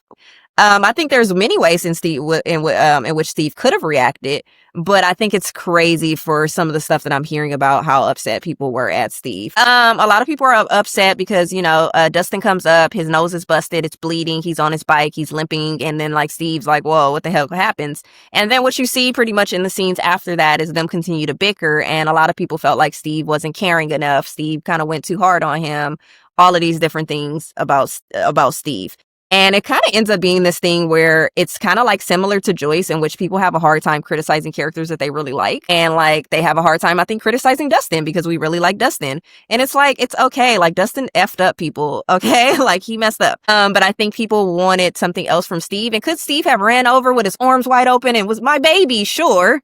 But also Steve, I think, was pissed because I think Dustin has been acting like this for a while. Irresponsible, pushing people away. And I think that moment where, let's go to the car scene where they're talking about it. I think it's a really interesting scene because in that moment, Steve is like telling him what happened. He's like, yeah, the crawl went wrong, da, da, da. And what I think in my head, to me, when you know somebody is lying to your face and it's just like, you're super upset. But what's worse is when someone lies to your face and they came up with an excuse that is just like, come on, like you didn't even pick a good excuse. Like you fell off a bike. Really? Like, I'm lying. Leave me alone. Yes. I'm lying. Just leave me alone. And sometimes, like, sometimes it can be nothing more insulting in that you didn't even try to come up with a good lie. So I think what was happening in that moment is like, you lie, you're clearly lying and you're gaslighting me. So I think some of that was Steve's anger. He's like, hey, this would happen. You have nothing to say because Dustin was quiet. Then he starts talking and he's like, oh, so you really think you just fell off a bike? Still nothing. Then Steve's like, okay, it was probably those bullies. I keep telling you not to mess with them or whatever. Instead of Dustin like taking responsibility, being like, I'm sorry, I messed up. I should have listened to you guys. Let's drop it. Even if he didn't want to do a deep conversation, but taking responsibility. Instead of him doing that, what Dustin did was like deflect and put blame back on Steve, which I think made Steve even more angry. So now you're lying to me. He blamed him for not knowing to work the truck or something, right? I'm getting there. Yeah. So like first you lie to me, then you deflect blame back on me, right? So then he's instead of saying I did it, he tells Steve like, oh, well, it's not my fault that you didn't know how to work this truck. So instead of like being like, oh, you know what, it's on me, you put it back on him. Then there was another moment where he was all where they did the round again, and then he deflected stuff on Steve again. He was like, it was like something about his intellect, you know? And it was just like at every moment you're like switching the blame back to him. He's constantly deflecting because he doesn't want to sit with the idea that he effed up and it put his friends at risk.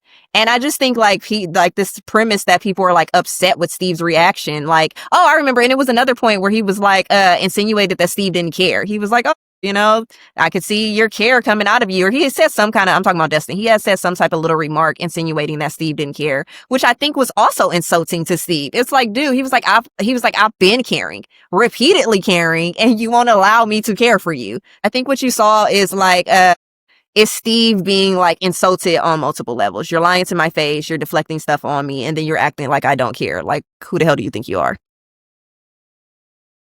My very first thought when Dustin got hit and all that, and honestly, if it was just one or two dudes, he would have got those motherfuckers. It was 5 of them. They jumped him. That's all. If it was just 1 or 2, he could have held his own. Fuck those guys. He got bigger. He got taller too. I'm like, get those teeth in. Get it, Dustin. I'll see you. But like, soon as that happened, I was thinking like, I wish Eddie was here to talk to about that. And then I thought, oh, you got Steve. That was my second thought. I think Steve is gonna disappoint me. And then I was like, you know, maybe he's not. Maybe he's grown a lot, you know. And then it happened. The scene happened, and I was like, of course. And I literally said out loud, I was like, this is why Nancy dumped your ass. This is why. Well, I mean, technically, he gave her an easy out. I guess she never has to dump him because he was like, I get it. I'm a shithead. But what I think I said this maybe on the last pod we talked to is that it did not work out with Nancy and Steve because I feel like he could not meet the depths of where she was in her grief for Barb. It's really hard for Steve to go deep. He just keeps reminding me that he's very ineffectual when it really leads to really going deep. He's honestly, if anything, it's a fucking superpower. Talk about compartmentalization. Like he's great at it. And Dustin right now, in his own way, is where Nancy was with Barb. Cause it was like, you know, it was a year after Barb and now it's kind of like a year after Eddie, right? 500 days, maybe over a year. And I knew it before it happened and I was disappointed because I was like, I hope for Steve for a minute. And I was like, he's not able to meet Dustin in this powerful moment. Yes, I agree with Steve. This is very selfish. We had a crawl tonight. This shit could have been yesterday. This shit could have been tomorrow. I get all that. But at the same time, the moment that, like, in terms of the shit with the shirt and all that, you dealing with these motherfucking bullies, you can have did that shit on a day that's not a crawl. You could do that shit next week or all that. I get it. But when Dustin comes up to you, it was no concern. And I felt like Nancy probably felt that too. Like, you really, okay, yeah, you just want to like, let's just party, bro. Like, let's just live in the moment. But what about Eddie? What about Bart? You know, kind of like that shit. And not that he's not focused on the mission, but it's like, I needed him for me, I guess, as a watcher, a character, as somebody that's hoping for the rise of emotional intelligence of Steve Tarrington. I really want him to get to a place where he can hold those challenging conversations, really hold space for people. I think that's what he needs to really hold the depth of space. And I think that's why him and Robin are really good friends, because Robin is really not great she's great at keeping it light. She really can't, it's uncomfortable for her to go deep, right? She's not great at sitting in the uncomfortable. That's where her word vomit comes in.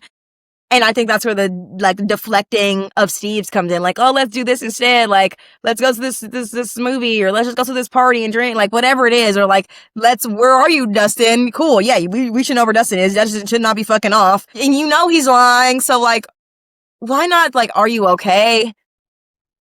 Do you need a napkin, bro? Like, it really doesn't take that like much, you know? And then like, yeah, Dustin's lying to you and shit because he feel like he can't, you're not gonna fucking hold space correctly, even if he has the truth, so why fucking bother?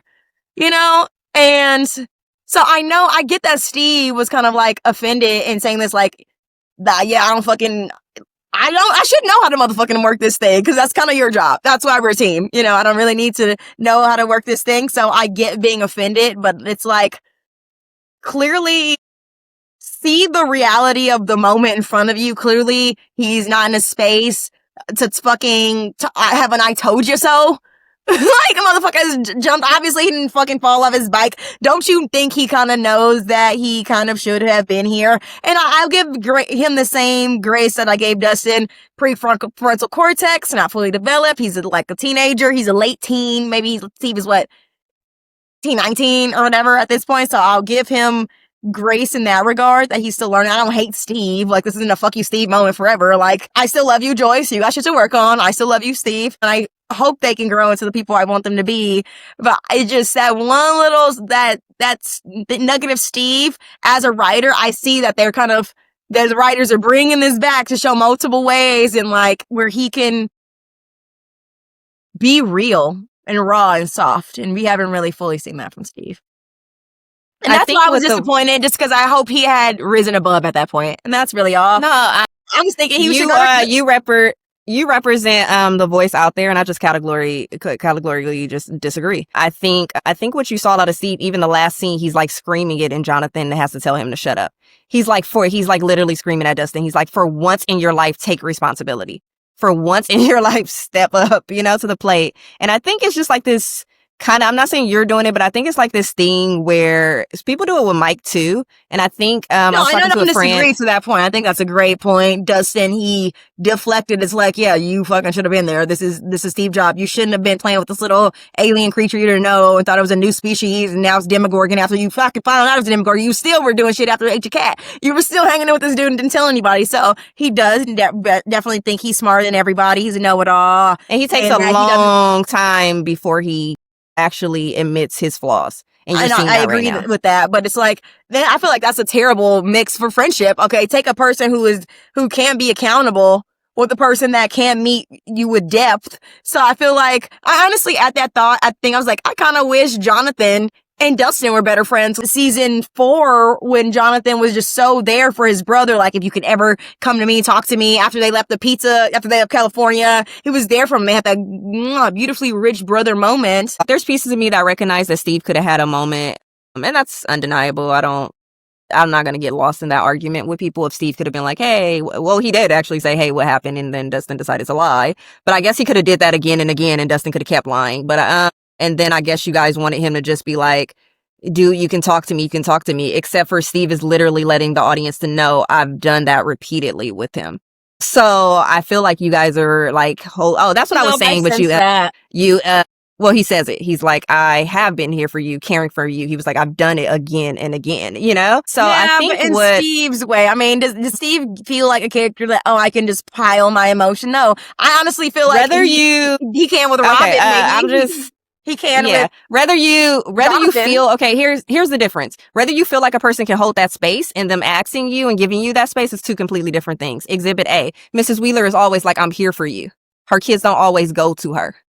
So Steve could have did the same thing and went to Dustin. But if Dustin feels like, oh, well, you know what? Steve's not the type to have these conversations with. That's fair. But I gave you the space. So that's all I'm saying is that I think Steve has repeatedly tried to be there for him. And in that moment, he was literally like, he's like staring at him. And he was like, you ain't got nothing to say, like giving him a room to let me know what really happened. Hey, and I think you need that. I mean, read the fucking room, Steve. Like, I don't want to talk about it. This is not the moment for you to bash it out of me on your timing because you think like, just give them some space. I think what's interesting to me is everybody, all of a sudden, now that you're watching a show, wants everybody to be like, oh, I'm aware this person doesn't want to talk. Let me just walk away. When in reality, no, like very few people in this world actually do that. If you had somebody literally lying in your face, they didn't show up to a big event that you needed them to show up to, I doubt many people will be like, oh, I'm just going to let you be silent. I'm not going to say anything, especially if you've been spending months pleading with this person to be there to talk to you, to confide in you. I just think it's really like a weird reaction that people just expected Steve to just be like this truly understanding person with no feelings. Me and my friend were talking about this about Steve too. We were like, oh, it's really interesting when people like Mike, Steve, Joyce's, the caretakers actually show like emotions, it's almost like people get like upset with that.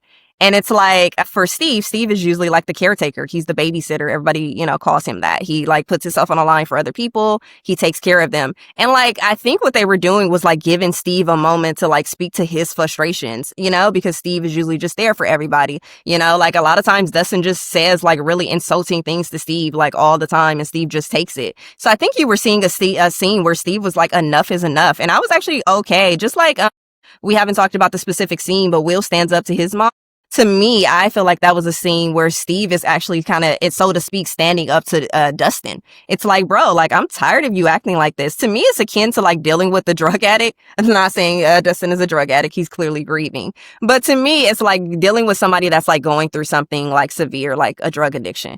It does get to a point where it's like, yeah, you can show this person like a ton of grace, that drug addict, a ton of grace. And then at a certain point, you do get pissed off. It's like, how many times do I have to bail you out? How many times do I have to sit up at night not knowing where you are? How many times do I have to do this? So for me, that's where it comes from, because I feel like if anybody else was in the same situation, they would have had Steve's reaction. Like you keep being kind to this person over and over again, and now they're like literally lying to your face and then saying it's your fault. I just feel like it's like abnormal that people expect a different reaction.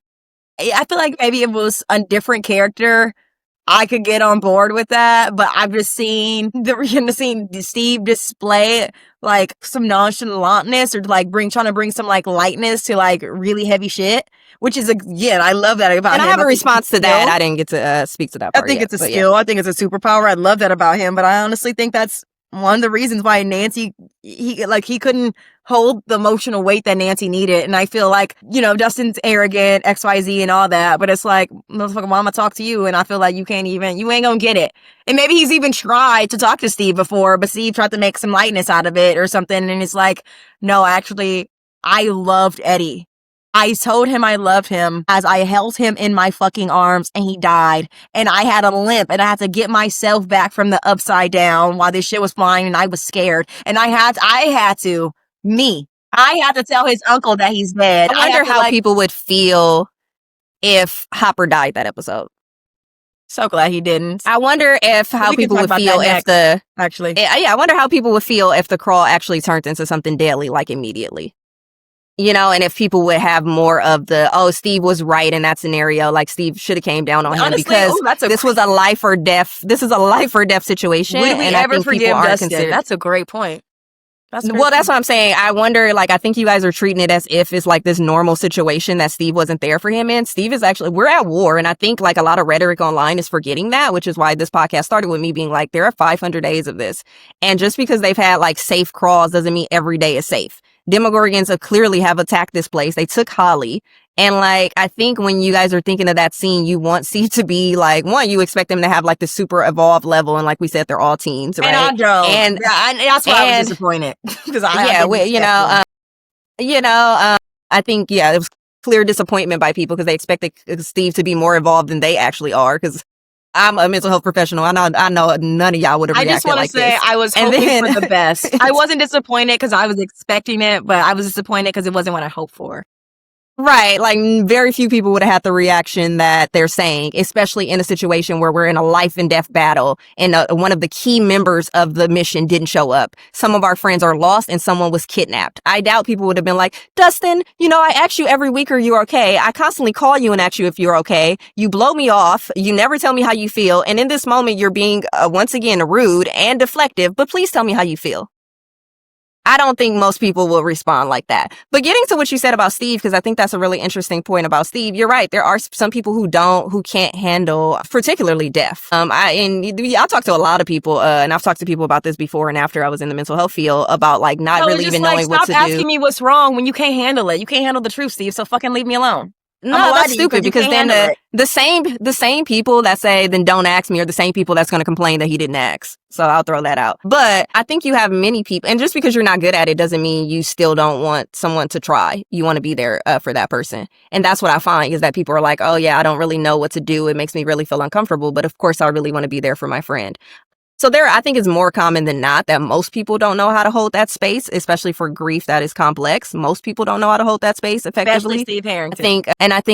I think when you have somebody like Steve is, is somebody that's lighthearted. And I actually think that's a valued member to have in your life. You're going to have some people who are going to like meet you on that emotional depth, and like that's going to be great, and they'll sit in that pain with you, and that's necessary. And I think also it's necessary to have somebody like Steve that's going to be, Steve is an optimist, like, you know, somebody that's going to be like, hey, it's going to be okay. Like, do you want to watch our favorite show? Like, do you want to sing some Disney stuff from the past? And like, Steve's going to be that guy that's going to like raise your spirit. And like, that's been Dustin. I've had these conversations, and I just joined the fandom recently, but I remember like a year and a half ago having a conversation where people were like, oh yeah, like, no, where people were like, Dustin was very much like Steve. They were like, oh, I hope we get to see some emotional depth from Dustin, because we literally see nothing from him. We just see like the silliness and the stuff in that. So I think Steve and Dustin, that's why their friendship worked, because they were one and the same. I think what you kind of saw that when Mike was going through his stuff with Elle, I don't think Dustin was probably somebody that Mike went to.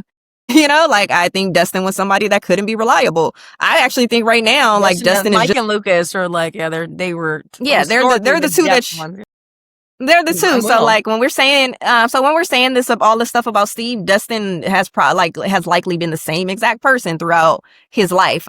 I actually think Steve is actually more, because Steve is a caretaker, he's more likely to do stuff that Dustin would never do, which is check on you and repeatedly check on you, even though you're pulling away. So I just wanted to say that in terms of Steve's ability to meet someone. He wasn't able to do that for Nancy, so that's completely fair. I'm not denying that, but I'm just saying, like, I don't know, to me, how you were coming off, and maybe you didn't want to come off that way. I just like to balance things out.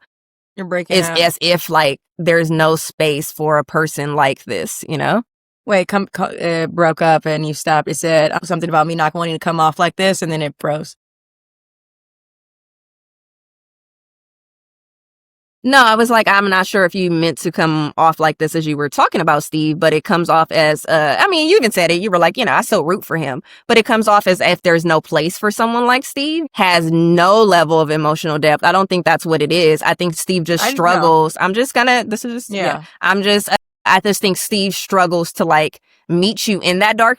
How he deals with it, everybody has their coping mechanism. How he deals with it is he is going to make the situation lighter. He is going to want to make you smile. And sometimes you don't want that. And like I said, I think there are parts of Dustin who probably doesn't want to be happy right now. So when Steve checks on him, I'm sure he's like, I don't want to tell you. I don't even think it has anything to do with whether Steve could hold that space or not, because Steve is actually a very good listener. When people share things with him, he will listen to you, you know, and he will hold that space. And that's what he did, you know, for Robin. So he's a good listener. I just think like Dustin is in this stage where he's going to pull away from everyone, including his friends, because he doesn't want to be happy. Jonathan and Dustin get closer. Jonathan and Dustin, I really want them to get closer, because I feel like at this point, Jonathan has proven that he is able to hold emotional weight of this caliber, of many different calibers. And if anything, Jonathan needs a little bit of lightness in his life. I don't know. After the Steve interaction, I was like, all right, I'm sure they'll bounce back. But I think what he really needs is some Jonathan energy. Is that like... I think Jonathan's a pretty useless character. But this season, I was looking forward to Dustin reuniting with his friendship group, because they've done so much of like separating him out with Steve over the years that I'm like, you know, my friend rants about this all the time, about how like we don't get to see Dustin with his actual friends. I'm hoping we get to see more of that, where Dustin will lean on like Lucas and Mike, and to a lesser extent Will, as like his support system. I wonder what's happening with Susie. I kind of want her to come back to town and have like an emotional reckoning with him and set him straight or something. Did they break up? His long distance relationship with Susie? I'm sure how he's pulling away from... I'm sure how people are like, how he's pulling away and distancing himself from people that like they broke up. Like he's isolating himself, so... Speaking of breakups, I know we kind of mentioned it before. Like, it took me 3 episodes to realize, because I'm like, why is Jonathan racing up this like electrical thing to turn this on? Why is he fighting so hard if you got the girl, if she's yours? Like, why are you making the fool out of yourself? They just did not make sense to me. But now I'm kind of having a thought that Nancy still probably doesn't know about all the hot lies and the hidden things that Jonathan has about his future. But right now, everything's kind of on pause, because they've been here a year. I think they've graduated high school already at this point, but they're just putting their life plans on hold so they can like figure out Hawkins, figure out how to save themselves in the world. and they're making this big sacrifice. But I feel like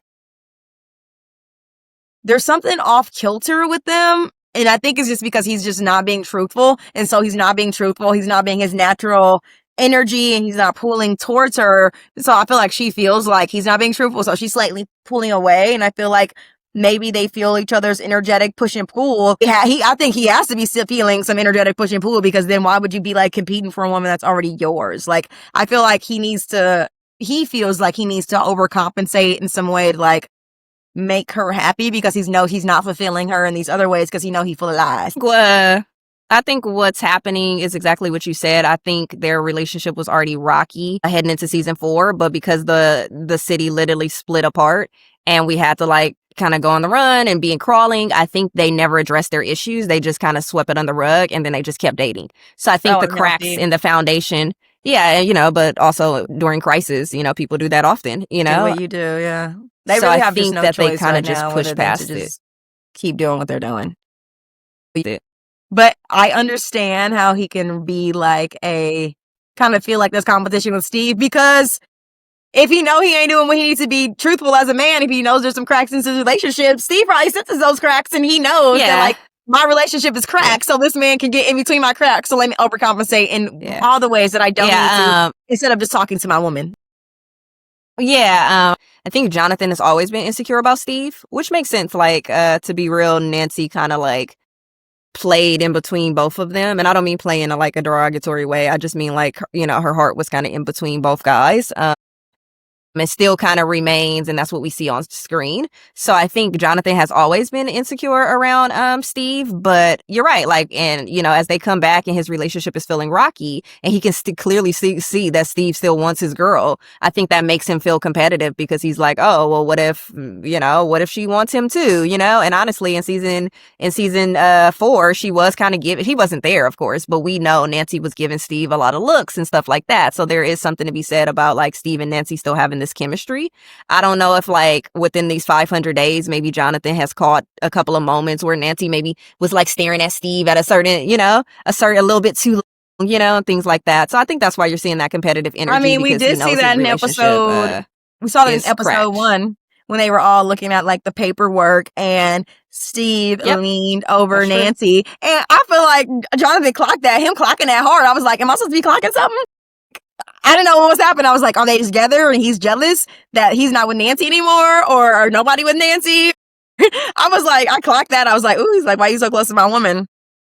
Yeah, and they set it up for you to be able to clock it, so for sure. It wasn't like, no, that's what I mean. Like, that was clocked, like, like, it was very clear that, like, he's not okay with Steve being here. It was very clear.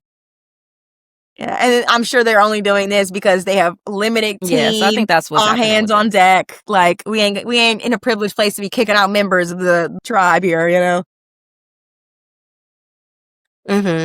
I want to talk about Robin and her girlfriend from season 4, who wasn't her girlfriend at that time, but like, let's talk about this girl. Do we love her? Do we hate her? What are your thoughts on this dynamic?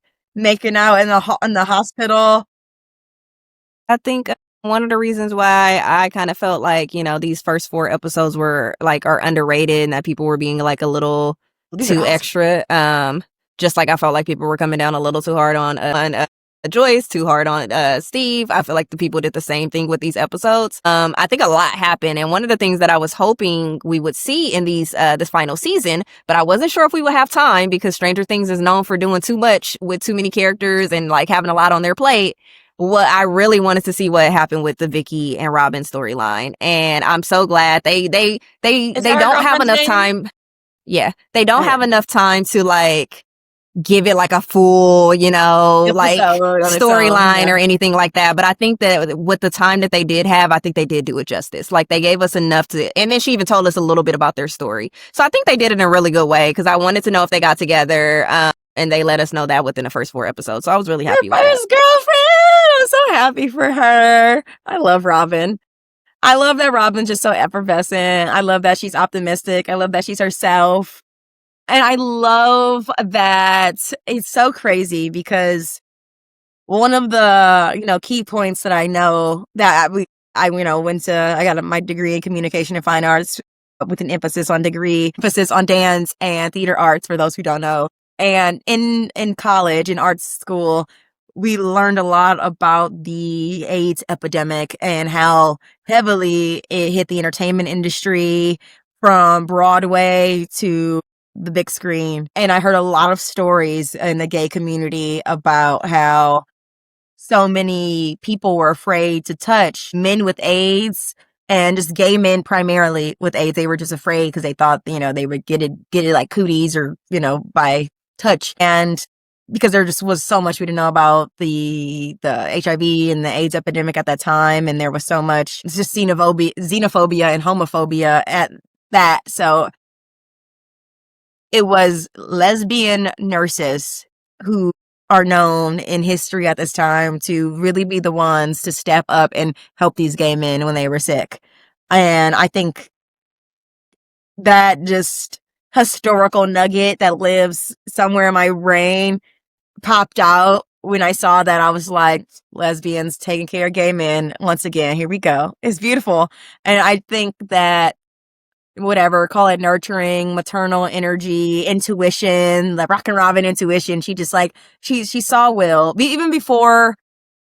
I think it was before the moment. I think she knew she was trying to guard her own back, but I think a part of her even knew about Will. This is just my hypothesis. I think she knew about Will or had a speculation even prior to her seeing that moment when Will and Mike were standing, and she saw the longing in Will's eyes. And as they were walking on the trail, she had that heart to heart with him. It wasn't until she really stepped into her power of the truth of who she was and allow herself to just be that she flourished and was content and felt her life purpose, etc. And I fucking feel like Will needed that. He needed that in a way that and Jonathan is chef's kiss when it comes to holding that dimension for him. But it's a whole nother thing to have that conversation from somebody who's in that place with you, in a sense, who's hiding, that they know the emotions, they know the secrets, they know the longing in the ways that Jonathan may not be able to resonate with. So I just love that Robin stood up like big sister Robin and had his back. I love that. Yeah, and I think even you mentioning Jonathan is kind of harps back to the previous conversation too of Jonathan was there for his brother, and even then Will still doesn't, express a lot to Jonathan because he is somebody that internalizes and holds on to his feelings. So, for everything, once again, we just said about Steve, it's a two-party street, and a person has to be willing to take you up and want to come to you and share their emotions with you, But yeah, no, he definitely needed this. He needed it bad, girl. Yeah. It's just trying to decide if I even want to get into this. Did you get into it? With Will. I love when Robin was like, did I look good? Did I look like I know what I was doing? That was cute. Can get into Robin all day. Robin and Vicky is totally cute. Wish I could have got more, but I'm happy with what I got. It's What's fun. I actually love. What are you not I love saying? seeing. I just think for me, one thing that I put, like I said in the video I'm gonna drop, I talked about one of the standouts was that I found Will a lot more bearable.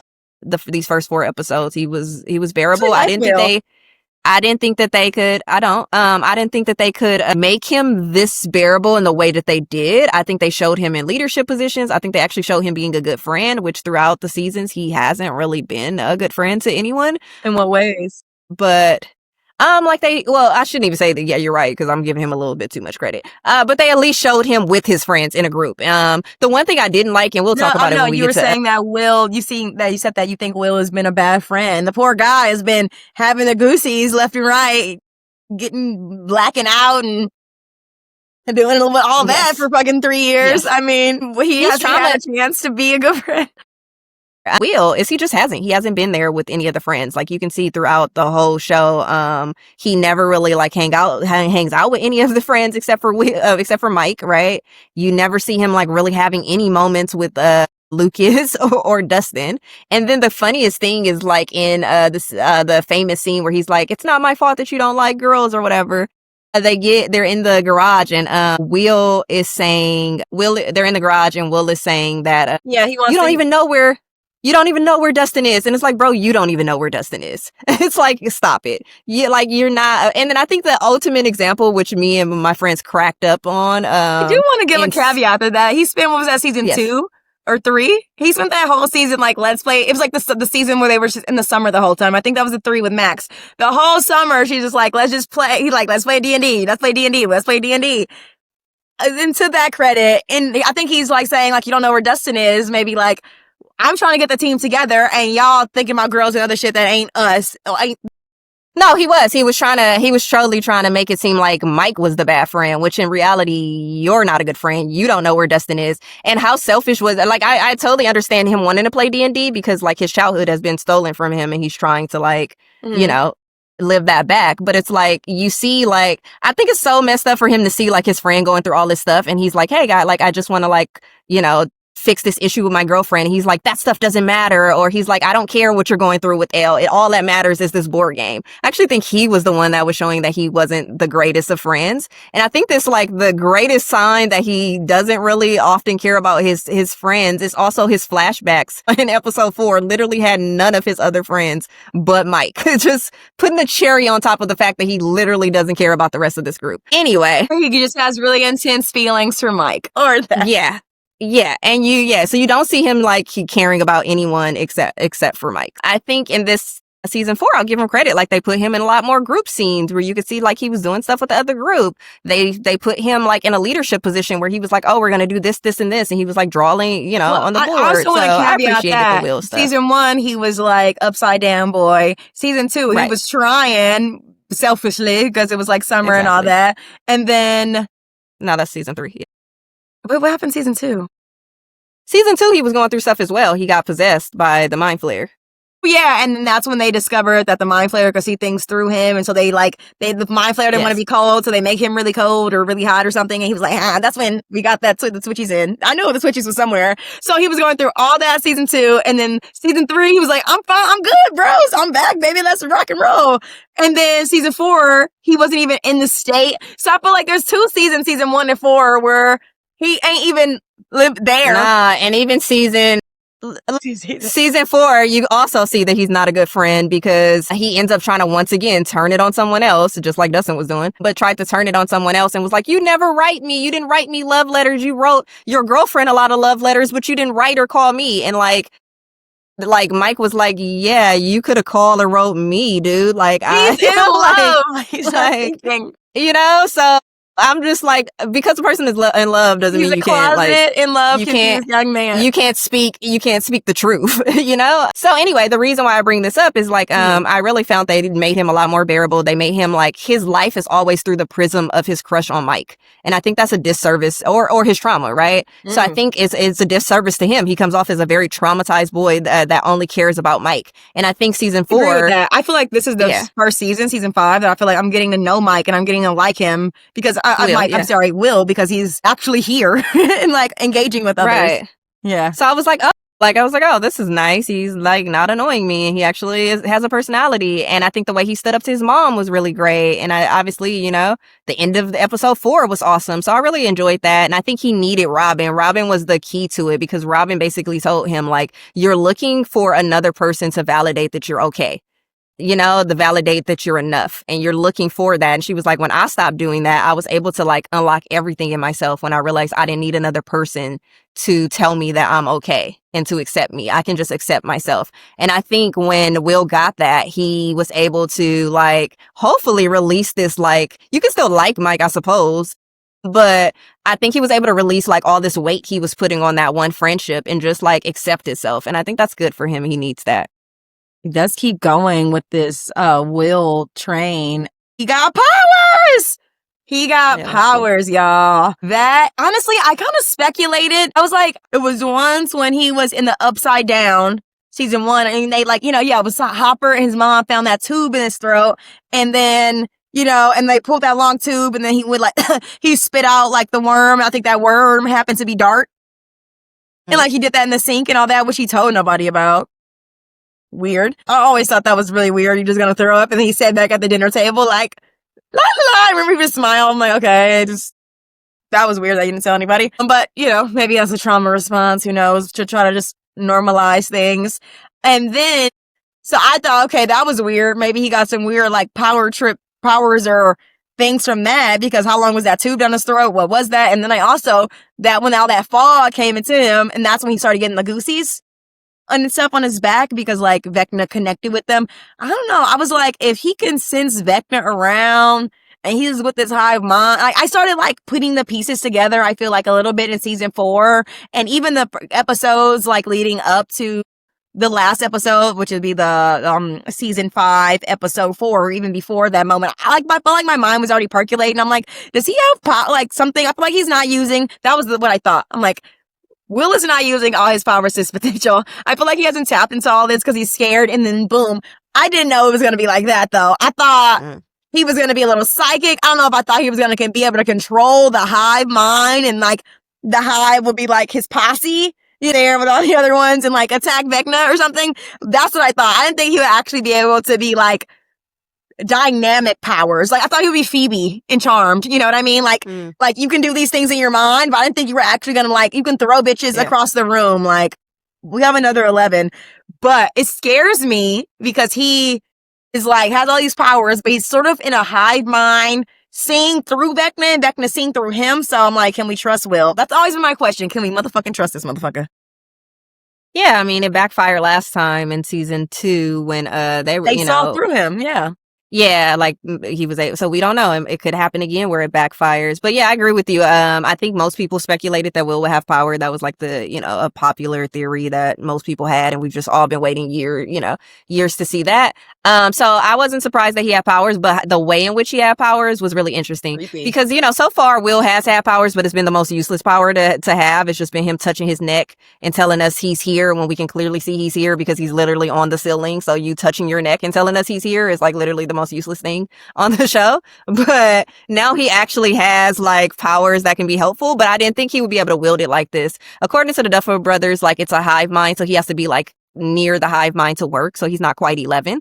Yeah, I didn't think he would be able to like access it in that way. So it's gonna be really cool to see how that works out. 8 is around, so I just think we're gonna get like this epic 8, 11, and Will. 8, I'm so glad they brought her character back, because when I first watched that show, I'm like, this is the most irrelevant episode. Why are they doing this to me? And then I watched it back a second time.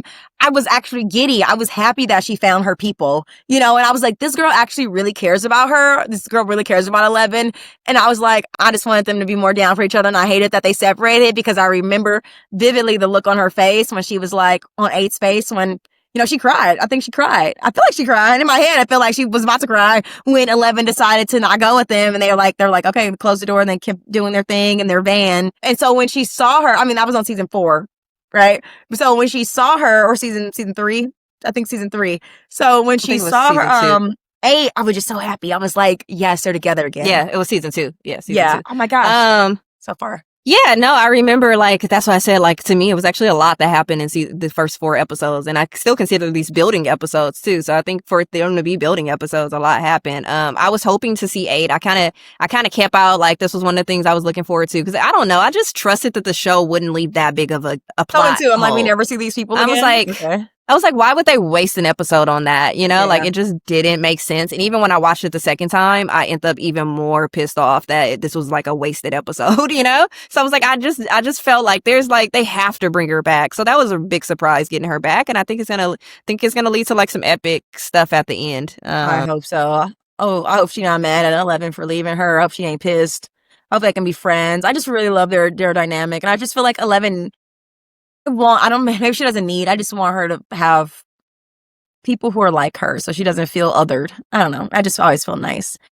Speaking of 11, we have this big ass, creepy ass underground wall that we're all assuming Vecna created.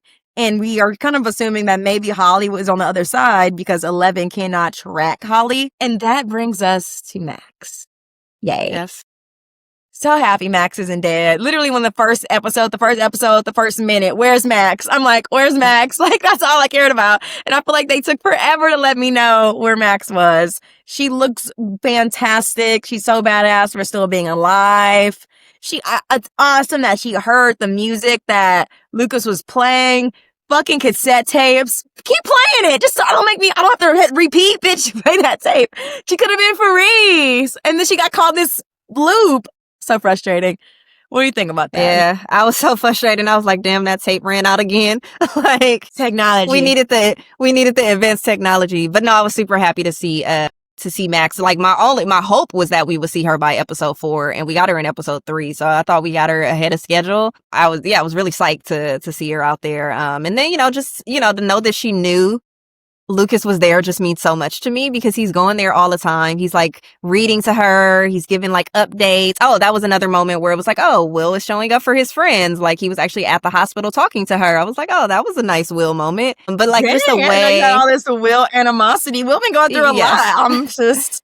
He has an overbearing mother. Maybe he couldn't go out, I think Dustin could have been more consistent, but they just kept pairing him with Steve because I think they just have really good on-screen chemistry. Totally. But I think they overdid it to the season where he was looking for everybody, and literally the only person he found was Steve Harrington. Remember? Yeah, it was season 3, and they wrote it like, yeah, like that's how they put them together in season 3. I just wish maybe a little bit more in season 4 they returned Dustin to his group. But I know they said that this last season is all about like a return to the feels of season 1, so I think it's gonna be like the main, like them being back together again and like restoring their connection as friends. Yeah, they just have so much, like, it's like we're not kids anymore. We got things to work through. So I feel like hopefully it's them working through that to get to each other. Yeah, so I think, having Max back and like knowing that Lucas was there for her, I can't wait to like, so they all know that 11's the one that saved Max's life. I can't wait till Max and 11 reunite, because they have that female, friendship component that I'm really looking forward to. So I'm really excited. I even thought Max's story that she shared with Holly in there about like her journey through Vecna's past and, seeing Vecna's past memories all the way to the present was really interesting. And remember seeing almost sad. Joyce in his flashbacks? Crazy. She went to school with Vecna. How weird. Yeah. That's a shout out to the play that they released overseas that kind of gave a little spoilers to that. Okay, I believe only in the UK at that time. So they hinted at that. So well, not hinted, it was that. So that was kind of released, but I think, the part where she talked about her wanting to fight and like you have options when this happens, and then her option being to like just settle. I think that was sad because, like Max is such a fighter, she was like, she just had to kind of settle for like safety. And then when she saw Holly, she was like, oh crap, like that's my way out again. So I think hearing about her story was both like cool and sad, but I'm happy that, she about to get out of there. I can't wait till she wakes up. I can't wait till they have their movie date. Wait. I'm so glad Lucas has now moved on, because this is raw and real, but it's like you want to have loyalty, but we're also teenagers and life is fleeting and like life just happens. And I'm just like, so glad he didn't like move on to some high school girl. He's still down every week, still there with his little cassette tapes. I think that is so cute. I think what this show has shown is that they're not typical high schoolers. Like their bond is like really, really strong. So Lucas was never going to be that type. So I love that. Yes. Yeah. I think what we're seeing this season, and credit to my friend who predicted this, is that like, Max's consciousness is like lost in Vecna's mind. And it's not speculation. You actually see 11 has the power to bring people back to life. Okay. Well, but when she searched her mind, like you said, like they couldn't find her consciously in the body. And now with season 5, we know why we couldn't find her now, because she's literally like in Vecna's, like locked in Vecna's consciousness. So many details. I never rewatched my rewatch. Yeah. So she's locked in Vecna's mind right now. And she's just like hiding, in a place that is safe for her. So hopefully, well, we know she'll get out. Because if she don't make it out in one piece, I'm gonna have a fit. Let's end it talking about how Joyce and them are actively kidnapping children from a military base. Like, they doing all this stuff and making it look easy. But kudos to them, because this is crazy. This is crazy. Yeah, our whole team came up with a good plan. I wish that the pipe wouldn't have broke to make it. Damn it. Who broke the pipe? Harder. Who was doing that? Was it Steve? I think they had already hit the pipe when they were like digging up to make the hole. Was that Steve? But no, it was I forgot who it was. It might have been Lucas or Mike or whoever. But they were putting it there, so they already hit it. Yeah, but it wasn't broke until one of the kids came down and they like grabbed the bar and pulled it when they were like going down the steps. But I think like when Vecna makes his return, first of all, Vecna looks great. The graphics and everything were awesome. Scary. Yeah, and I just, little note that I made to myself was like he threw Joyce pretty gently for this powerful being. He didn't Joyce wasn't. He could have slung her into that car and did a lot of stuff. He kind of threw Joyce a little softly. So we'll keep Ooh, note of that. interesting. Is it hive mind he got with Will? Maybe a little soft spot for Joyce. I don't know. I mean, how much of the hive mind of Will? How much does Will rub off on these other people? Does he have some sort of like connection with Dart because Dart know that Will and him are friends? Like, how deep does the hive mind go? Will out versus everybody towards Will, Dart is dead, but yeah, I feel what you. So yeah, Vecna was pretty gentle with Joyce. I thought his feedback for Will on why he chose Will was really interesting. He talked about going after kids because they're like this vulnerable demographic, and particularly like they're weak-minded. And I thought that was really interesting too because we've all been wondering why Will, and to hear him say he chose Will because he felt like Will was weak and like weak-minded was like really interesting, I think. Yeah. So he was like, that's why I'm choosing children because they're the most like vulnerable population. I thought that was an interesting kind of thing added to the story. Makes sense. Yeah. Fucking justice for Holly Wheeler. Hopefully she gets free. Hopefully Max gets free. Hopefully Dustin heals. Hopefully Steve learns and gets deeper. Mm-hmm. Hopefully Nancy wakes up to the bullshit and says, Jonathan, like, what's going on? What the fuck is going on? Mm-hmm. Hopefully Will is not closeted to himself anymore, and hopefully he gets over Mike, because I don't see what I see in Mike. And I mean, as a romantic partner, I can't stand Mike. A great friend though. That's interesting. Watch my video on Mike. Mike's great. I actually do. I do really like him. I just give Mike shit because him and Will, like, they were both the most annoying, whiny ones for me my first watch, and so I still hold on to that. But upon my rewatch, I do like Will. He is good to his people. He has his moments, but those moments are of his age. Those moments he does work through. I just didn't like his voice. It was the reasons I didn't like Mike were very like not above board. Well, to be fair, to be fair, I have said that about Will. Some of it with Will is like not as a little kid. I think you saw it more like season 3, 4, and 5. But some of it is like his voice, as he went through puberty, which is not his fault. But like some of Will's voice can really for take Will me and out Mike, of the scenes. for me, they're both just like it's stupid. It's really stupid stuff. It's nothing like I'm like this is the reason, the definitive reason why Mike says not anything that deep. It's just like he's just him and Will just to kind of annoy me a little bit. Yeah, to check out our very long video where we break down all of the criticism online about Mike, and we talk about some of the common projections onto Mike. One of the ones we didn't get into is that I think sometimes people just have a hard time with teens. So I think that's one case that comes up. Another thing that we noticed when we did our research is that, like there's something about Mike that I think reminds people of people they've dealt with, and then they bring that and they project it onto his character, and they don't know how to like separate it out. I don't even feel like there's anything that he's necessarily done except for on season 2 with the whole like 11 thing, lying to her about the thing, but he only did that because of Hopper, which like I get. It's honestly, I think it's so petty for me. Maybe all those other people, you're right, but for me, I'm like, I just cannot stand something about his voice and like his mannerisms, and sometimes he was just like this. And him and Will, it's so stupid. It's not grounded. I'll say my bias here. It's not grounded in anything that he's actually done, other than in anything he's ever done. He's rectified. He's apologized. Exactly. That's made better. Any final thoughts? If you don't have any other final thoughts, we can just lead into telling the people where we can find you, maybe telling us where we can find this episode that you're talking about, if it's on YouTube. Tell us the name of the channel. Sure. Final thoughts on these first 4 episodes. Like I said, I thought they were great builder episodes. I think they're setting us up for something epic with with 8 coming back, 11, Will having powers, Will standing up to his mom. I think that's cool. I've been, having her girlfriend. Mike and his, we didn't even talk about Mike, but Mike being like a superstar in terms of like leadership and intuition on this. He was like, every step of the way, Mike was coming up with stuff this whole first I'm just 4 honestly episodes. impressed with the whole team. Their fucking level of strategy they've gotten this 500 days. Like, Elle has been training, and they're so cute. After she trained, she walked up and they kissed. That was cute. Yes. Yeah, Mike is a great strategist. Like, they are pretty much on Nancy's this leading teamwork. too, Hopper looks great.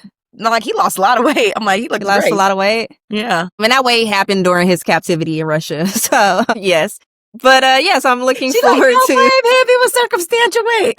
Okay. Yeah, fine. that wasn't like happy like weight loss. That Yeah. was that was starvation and and torture. But it was good to see everybody. So I think I'm looking forward to like seeing what happens next. I think all of the things that I kind of guessed might happen in terms of Will's powers, finding out that Max was okay, and then 8 kind of have already happened. So yeah, I don't know what's gonna happen next, but you can check out our Mike analysis. It's called Mike Wheeler, the Judge, the Hated, the Misunderstood.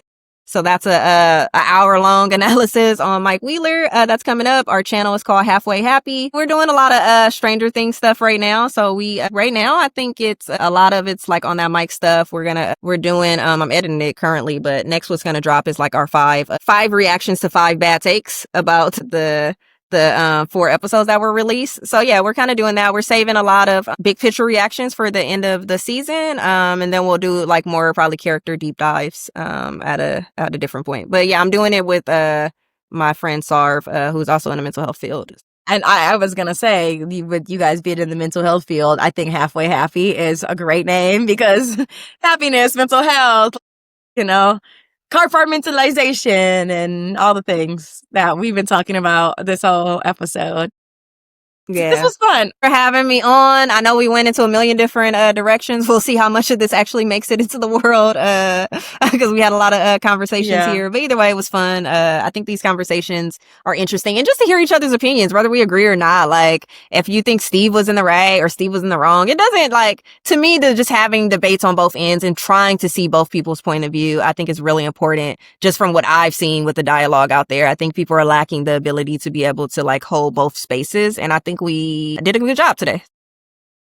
And Steve Harrington's situation, I do want to say that I love Steve and I see where he is in his journey. I just feel every moment for a character is the moment to get to know them even deeper, to get to see if they change, you get to know their character development. And for that one moment, I just, as a fan, as a person who loves Steve, I was a little disappointed to know that one little nugget of growth, he wasn't able to hold the space. Once, which is like another example of not us seeing him hold space. So I know that was one of the many potentially agree to disagree moments. Agree to disagree. To me, that was Steve. I hear you. We see each other though. We see each other though. I don't disagree with anything that you were saying about that Steve. was me actually. That for me, that was a caregiver finally deciding to speak up for themselves. So that was what I saw there. And like being like, okay, you know what? Like all I do is show up for you. All I do is care about you. And then like, this is how you treat me. I'm like, I need you to take responsibility for yourself. I need you to be better than this. And that's what I saw in that scene. To Dustin, who does not take accountability. So I love that. Both points are valid. I love that agree to disagree moment. I feel like that was a good one. So I just wanted to I do love Steve. Yes. And it was just like a yes. And I love Dustin too. And I'll say this, since we giving love at the end, I wouldn't quite call this love, but I would call it acceptance. For everything I say about Will, I'm consistent. Just like I'll give Steve the space and I'm giving Dustin the space. I gave Dustin the space. I said he's grieving, so I understand exactly why he is the way he is, right? I understand Will's stuff, like he is traumatized. We're just able to say, like, just like we're able to say Dustin is grieving and he's still messed up, I can say Will is traumatized and he doesn't always show up for people. So we can still like these characters and still call out some of their flaws, just like we did with Joyce. So I think these conversations to me are fun. In essence, what we're saying is like everyone is going through shit, man. You still got to show up. I feel like that is applicable to every single character.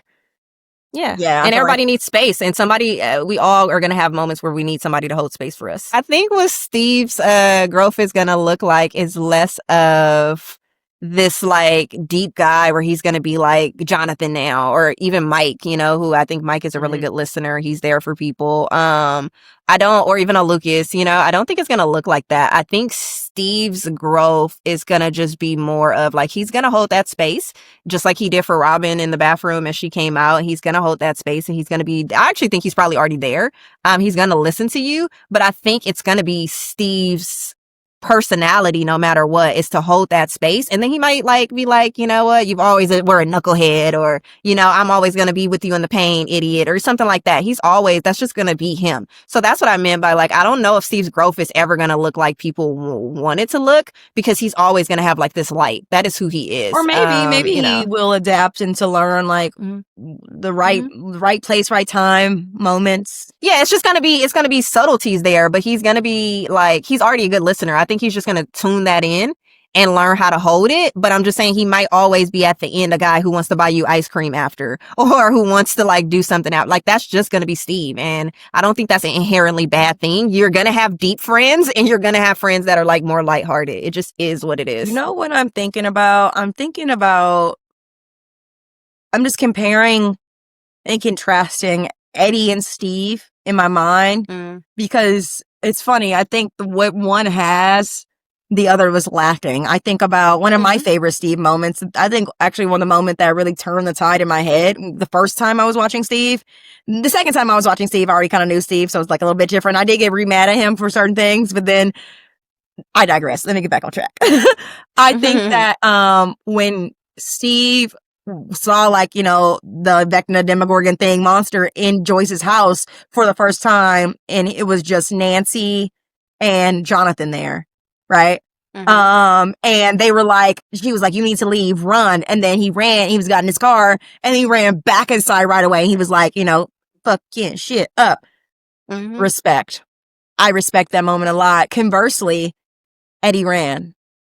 You know, and I always respected that. I was like, he did not leave you, girl. Like, Nancy, he came back. Like, Steve, he had your back. Like, he came back. I always noted that. I ain't gonna forget him. Who saves my life. Steve is very brave. But conversely, Eddie wasn't. Eddie left Chrissy. And that was his guilt. That, like, Eddie, in a way, he needed to self-actualize him in a way that Steve already did. Steve has already gained those skills, right? But conversely, I think that Eddie, you know, being that sort of like, you know, vulnerable, nuanced person that we saw with Chrissy, and now he's able to look Dustin in the eye and say, I love you, man. He's able to hold this emotional weight in a way that I don't like, and just sit with it, just hold space, not move past it, not joke around it, not move through it, but just like be in that space.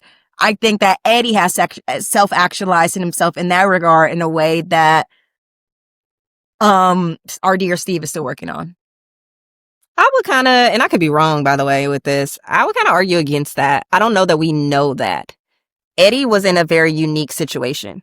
He's running from his life. He thinks he's going to die energy. So, like, are we to believe that that was true Eddie?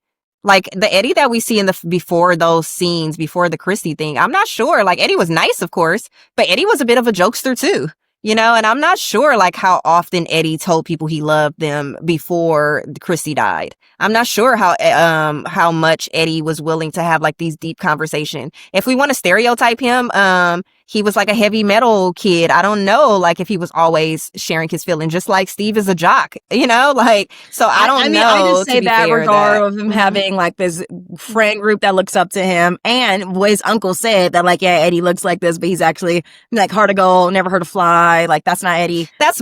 But that's Steve too. Steve is hard to go. Speculation. Yes, Steve is hard to go, would never hurt a fly. That doesn't speak to your vulnerabilities and how open you are. Emotional with intelligence. That just speaks to that doesn't speak to. So we don't know if Eddie was that type of guy or not. That's just an assumption. So I don't know that if Eddie hadn't been in a life or death situation with Demogorgons and all of this stuff, if he would have been saying, I love you, man, you know, like if he didn't think he was about to die. You know, but you could say like, hey, Steve has had many near-death experiences and never have looked over and said like, Nancy, I